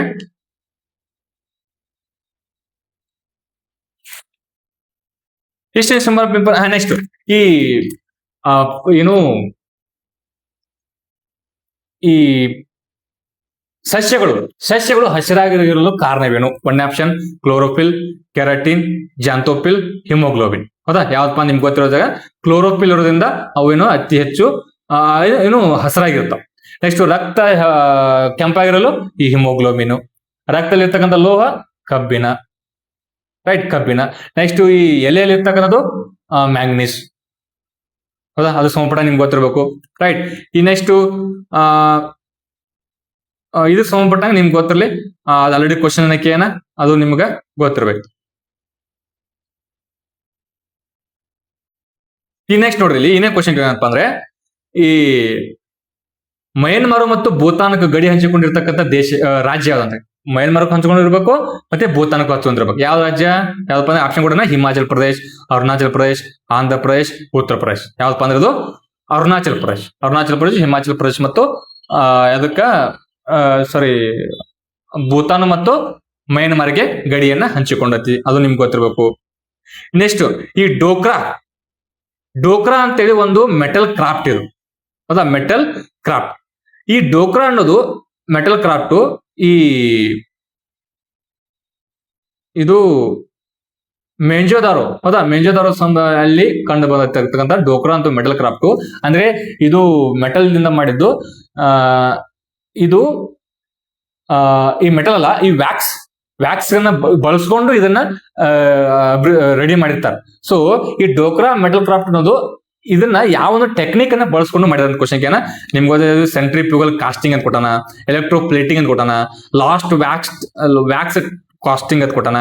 ನೆಕ್ಸ್ಟ್ ಡೈ ಕಾಸ್ಟಿಂಗ್ ಅಂತ ಕೊಟ್ಟಾನ. ಇದು ಲಾಸ್ಟ್ ವ್ಯಾಕ್ಸ್ ಕಾಸ್ಟಿಂಗ್ ಅಂದ್ರೆ ವ್ಯಾಕ್ಸ್ ಅನ್ನ ಬಳಸ್ಕೊಂಡು ಅಭಿವೃದ್ಧಿ ಮಾಡ. ಇದನ್ನ ಅಭಿವೃದ್ಧಿ ಡೆವಲಪ್ಮೆಂಟ್ ಮಾಡೋ ಇದನ್ನ ರೆಡಿ ಮಾಡುವಂತ ಬುಡಕಟ್ಟು ಯಾವ್ದಪ್ಪ ಅಂದ್ರೆ ಈ ಡೋಕ್ರಾ ದಮಾರ್ ಬುಡಕಟ್ಟು ಅಂತ ಬರುತ್ತೆ. ಡೋಕ್ರಾ ಬುಡಕಟ್ಟು ಅಂತ ಬರುತ್ತೆ. ಆ ಬುಡಕಟ್ಟದವರು ಇದನ್ನ ರೆಡಿಯನ್ನ ಮಾಡ್ತಾರೆ. ಅದಕ್ಕೆ ನಿಮ್ ಇನ್ಫಾರ್ಮೇಶನ್ ಗೊತ್ತಿರ್ಬೇಕು. ಹೌದಾ. ಈಕೆಯನ್ನ ಪಾಣಿನಿ ಅಷ್ಟಾಧ್ಯಾಯನ ಪಾಣಿನಿ. ಈ ಪಾಣಿನಿ ಬರೆದದ್ದು ಯಾವ್ದಂತ ಕ್ವಶನ್ ಕೊಡೋಣ, ಅದು ಅಷ್ಟಾಧ್ಯಾಯ. ರೈಟ್. ಇನ್ನು ಆಪ್ಷನ್ ಕೊಡೋಣ ನಾಟ್ಯಶಾಸ್ತ್ರ ಅಂತ ಕೊಡೋಣ. ಈ ನಾಟ್ಯಶಾಸ್ತ್ರ ಬರೋರು ಯಾರು, ಭರತ ಮುನಿ. ರೈಟ್. ನೆಕ್ಸ್ಟ್ ವಿಕ್ರ ಓರ್ವಶಿ ವಿಕ್ರ ಮೋರ್ವಶಿ ಬರೋರು ಯಾರಪ್ಪ ಅಂದ್ರೆ ಈ ಕಾಳಿದಾಸ. ರೈಟ್. ನೆಕ್ಸ್ಟ್ ಹರ್ಷಚರಿತ ನಿಮ್ಗೆ ಗೊತ್ತಿಲ್ಲ, ಹರ್ಷಚರಿತ ಬರೆದಾರೆ ಬಾಣಭಟ್ಟ. ಹರ್ಷಚರಿತ ಬರೆದವರು ಬಾಣಭಟ್ಟ. ಅದಕ್ಕೂ ನಿಮ್ ಇನ್ಫಾರ್ಮೇಶನ್ ಗೊತ್ತಿರ. ರೈಟ್. ಈ ನೆಕ್ಸ್ಟ್ ಇನ್ನು ಕ್ವಶನ್ ಏನಪ್ಪಾ ಅಂದ್ರೆ ಕ್ಲೋರೋಫಿಲ್ ಆಯ್ತು. ಹಾ, ಈಗ ನ್ಯೂಕ್ಲಿಯರ್ ಎನರ್ಜಿ ನ್ಯೂಕ್ಲಿಯರ್ ಎನರ್ಜಿ ಸಂಬಂಧಪಟ್ಟ ಕ್ವಶನ್ ಏನ್ ಅಂದ್ರೆ ಇತ್ತೀಚೆಗೆ ಏನಪ್ಪಾ ಅಂದ್ರೆ nuclear energy India's nuclear energy ಸಂಬಂಧಪಟ್ಟಂಗ ಏನಪ್ಪಾ ಅಂದ್ರೆ ಅಣುಶಕ್ತಿ ಸಂಬಂಧ ಒಂದು ಪ್ರೋಗ್ರಾಮ್ ನ ಜಾರಿ ತಂದಾರ. ಈ ಪ್ರೋಗ್ರಾಮ್ ಅಡಿ ಎಷ್ಟನೇ stage nuclear energy stage nuclear ಎನರ್ಜಿನ ನಾವು ಅಭಿವೃದ್ಧಿ ಮಾಡಲು ಈ ಒಂದು ಕಾರ್ಯಕ್ರಮವನ್ನು ಜಾರಿ ತರಲಾಗಿದೆ. ಕ್ವಶನ್ ಕೇಳಿ ಆಪ್ಷನ್ ನೋಡ್ರಿ. ಒಂದೇದು 3 ಸ್ಟೇಜ್, 1 ಸ್ಟೇಜ್, 5 ಸ್ಟೇಜ್, 4 ಸ್ಟೇಜ್ ಅನ್ಕೊಂಡು. ಇದು ಆನ್ಸರ್ ಏನಪ್ಪ ಅಂದ್ರೆ 3 ಸ್ಟೇಜ್ ನ್ಯೂಕ್ಲಿಯರ್ ಪವರ್ ಪ್ಲಾಂಟ್ ಅನ್ನ ಡೆವಲಪ್ಮೆಂಟ್ ಮಾಡ್ಲಿಕ್ಕೆ ಇಂಡಿಯಾ ನ್ಯೂಕ್ಲಿಯರ್ ಪ್ರೋಗ್ರಾಮ್ ಅನ್ನ ಜಾರಿ ತಗೊಂಬ. ನ್ಯೂಕ್ಲಿಯರ್ ಎನರ್ಜಿ ಪ್ರೋಗ್ರಾಮ್ ಜಾರಿ ತಗೊಂಬ. ಎಷ್ಟು ಸ್ಟೇಜ್ ರೀ? 3 ಸ್ಟೇಜ್. ಅಂದ್ರೆ 1ನೇ ಅಂದ್ರೆ ಏನ್ ಗೊತ್ತಾ, 1ನೇ ಸ್ಟೇಜ್ ಅಲ್ಲಿ ಬಳಸುವಂತ ಫ್ಯೂಯಲ್ ಬೇರೆ, 2ನೇ ಸ್ಟೇಜ್ ಅಲ್ಲಿ ಬಳಸುವಂತ ಫ್ಯೂಯಲ್ ಬೇರೆ, 3ನೇ ಸ್ಟೇಜ್ ಅಲ್ಲಿ ಬಳಸುವಂತ ಫ್ಯೂಯಲ್ ಬೇರೆ. ಅಷ್ಟೇ ಸಿಂಪಲ್. ಹೌದಾ. ಹಾಗಾದ್ರೆ 1ನೇ ಸ್ಟೇಜ್ ಅಲ್ಲಿ ಬಳಸುವಂತದ್ದು ಯಾವಪ್ಪ ಅಂದ್ರೆ ನ್ಯಾಚುರಲ್ ಯುರೇನಿಯಂ ಅನ್ನ ಬಳಸ್ತಾರೆ 1ನೇ ಸ್ಟೇಜ್ ಅಲ್ಲಿ. ಇನ್ನು 2ನೇ ಸ್ಟೇಜ್ ಏನಪ್ಪ ಅಂದ್ರೆ ಪ್ಲುಟೋನಿಯಂ 239 ಪ್ಲಸ್ ಯುರೇನಿಯಂ ಅನ್ನ ಬಳಸ್ತಾರೆ. ಎಷ್ಟು ಸ್ಟೇಜ್ ಅಲ್ಲಿ? 2ನೇ ಸ್ಟೇಜ್ ಅಲ್ಲಿ. ಇನ್ನು 3ನೇ ಸ್ಟೇಜ್ ಅಲ್ಲಿ ಏನು ಡೆವಲಪ್ಮೆಂಟ್ ಮಾಡ್ಬೇಕು ಪ್ರೋಗ್ರಾಮ್ ಮಾಡಿ ಅಲ್ಲಿ 3ನೇ ಸ್ಟೇಜ್ ಡೆವಲಪ್ಮೆಂಟ್ ಮಾಡ್ಬೇಕು ಅನ್ಕೋತೀವಿ. ಅಲ್ಲಿ ಫ್ಯೂಯಲ್ ಏನ್ ಯೂಸ್ ಮಾಡ್ತಾರಪ್ಪ ಅಂದ್ರೆ uranium 233 plus thorium 232. Uranium 233 thorium 232 ಅನ್ನ ಬಳಸ್ತೀವಿ. ರೈಟ್. 3ನೇ ಸ್ಟೇಜ್ ಅಲ್ಲಿ ನ್ಯೂಕ್ಲಿಯರ್ ಎನರ್ಜಿನ ಬಳಸಲಿಕ್ಕೆ ಇದನ್ನ ಮಾಡಿದ್ದಾರೆ. ನೆಕ್ಸ್ಟ್ ಏನು ಕ್ವಶನ್ ಏನಪ್ಪ ಅಂದ್ರೆ ನ್ಯಾಷನಲ್ ಸ್ಟಾರ್ಟ್ಅಪ್ ಡೇ ಯಾವಾಗ ಆಚರಣೆ ಮಾಡ್ತಾರೆ ಕ್ವಶನ್ ಕೇಳಿ. ನ್ಯಾಷನಲ್ ಸ್ಟಾರ್ಟ್ಅಪ್ ಡೇ ನಿಮ್ಗೆಲ್ಲ ಗೊತ್ತಿರೋ ವಿಚಾರ. ಯಾವ್ದ್ರಿ? ಜನವರಿ 16ನೇ ತಾರೀಕು. ಹೌದಾ. ಫಸ್ಟ್ ಸ್ಟಾರ್ಟ್ಅಪ್ ಇರ್ತೈತಿ. ಹೌದಾ. ಸ್ಟಾರ್ಟ್ಅಪ್ ಆದ್ಮೇಲೆ $1 ಬಿಲಿಯನ್ ಏನಪ್ಪಾ ಅಂದ್ರೆ ಅದ್ರದ ಮಾರ್ಕೆಟಿಂಗ್ ಕ್ಯಾಪ್ ಇತ್ತಂದ್ರೆ ಅದಕ್ಕ ಯೂನಿಕಾರ್ನ್ ಅಂತ ಕರಿತೀವಿ. ಹೌದಾ. ನೆಕ್ಸ್ಟ್ $10 ಬಿಲಿಯನ್ ಇತ್ತಂದ್ರೆ ಅದಕ್ಕ ಡೆಕಾಕಾರ್ನ್ ಅಂತ ಕರಿತೀವಿ. ಹೌದಾ. $100 ಬಿಲಿಯನ್ ಇತ್ತಂದ್ರೆ ಅದಕ್ಕ ಸೆಪ್ಟಾಕಾರ್ನ್ ಅಂತ ಕೂಡ ಕರಿತೀವಿ. ಸೆಪ್ಟಾಕಾರ್ನ್ ಅಂತ ಕೂಡ ಕರಿತೀವಿ. ಅದಕ್ಕೆ ಇನ್ಫಾರ್ಮೇಶನ್ ಗೊತ್ತಿರಲ್ಲ, ಹಂಗೆ ಹೇಳಾಕತ್ತೀನಿ. ರೈಟ್. ಈ ನೆಕ್ಸ್ಟ್ ಏನ್ ಕ್ವಶನ್ ಏನಪ್ಪ ಅಂದ್ರೆ it's all in the planet. It's all in the planet ಅನ್ನೋದು ಬುಕ್. ಇದು ಇತ್ತೀಚೆಗೆ ರಿಲೀಸ್ ಮಾಡ್ಯಾರ. ಇದನ್ನ ಬರೆದವ್ರು ಯಾರ್ದ question? It's all in the planet ಒಂದು ಬುಕ್. ಇದ್ರ ಆಥರ್ ಯಾರ್ದ ಕ್ವಶನ್ ಏನ ಅದಪ್ಪ ಅಂದ್ರೆ ಪ್ರೀತಿ ಸೆನನ್ ಅಂತ. ಬರೋದು ಯಾರ್ರಿ? ಪ್ರೀತಿ ಸೆನನ್. ರೈಟ್. ಪ್ರೀತಿ ಸೆನನ್ ಅಂತೇಳಿ ಇದನ್ನ ಬುಕ್ ಅನ್ನ ಬರ್ದಾರ. ಅದಕ್ಕೆ ಸಂಬಂಧಪಟ್ಟ ನಿಮ್ ಇನ್ಫಾರ್ಮೇಶನ್ ಗೊತ್ತಾರ. ರೈಟ್. ಇದು ಒಳ್ಳೆ ಶಿಫ್ಟ್ ಸಂಬಂಧಪಟ್ಟಂಗ ನಾವ ಇನ್ನೊಂದು ಈ ಕ್ಯಾಮ್ರಾ. ಹೌದಾ. ಈಗ ನಾ ಮಾತಾಡ್ತಿರಲಿಲ್ಲ. ಈ ಕ್ಯಾಮ್ರಾವನ್ನ ಫಸ್ಟ್ ಪೈಲ ಕಂಡಿಡ್ತಕ್ಕಂಥ ವ್ಯಕ್ತಿ ಯಾರಂತ?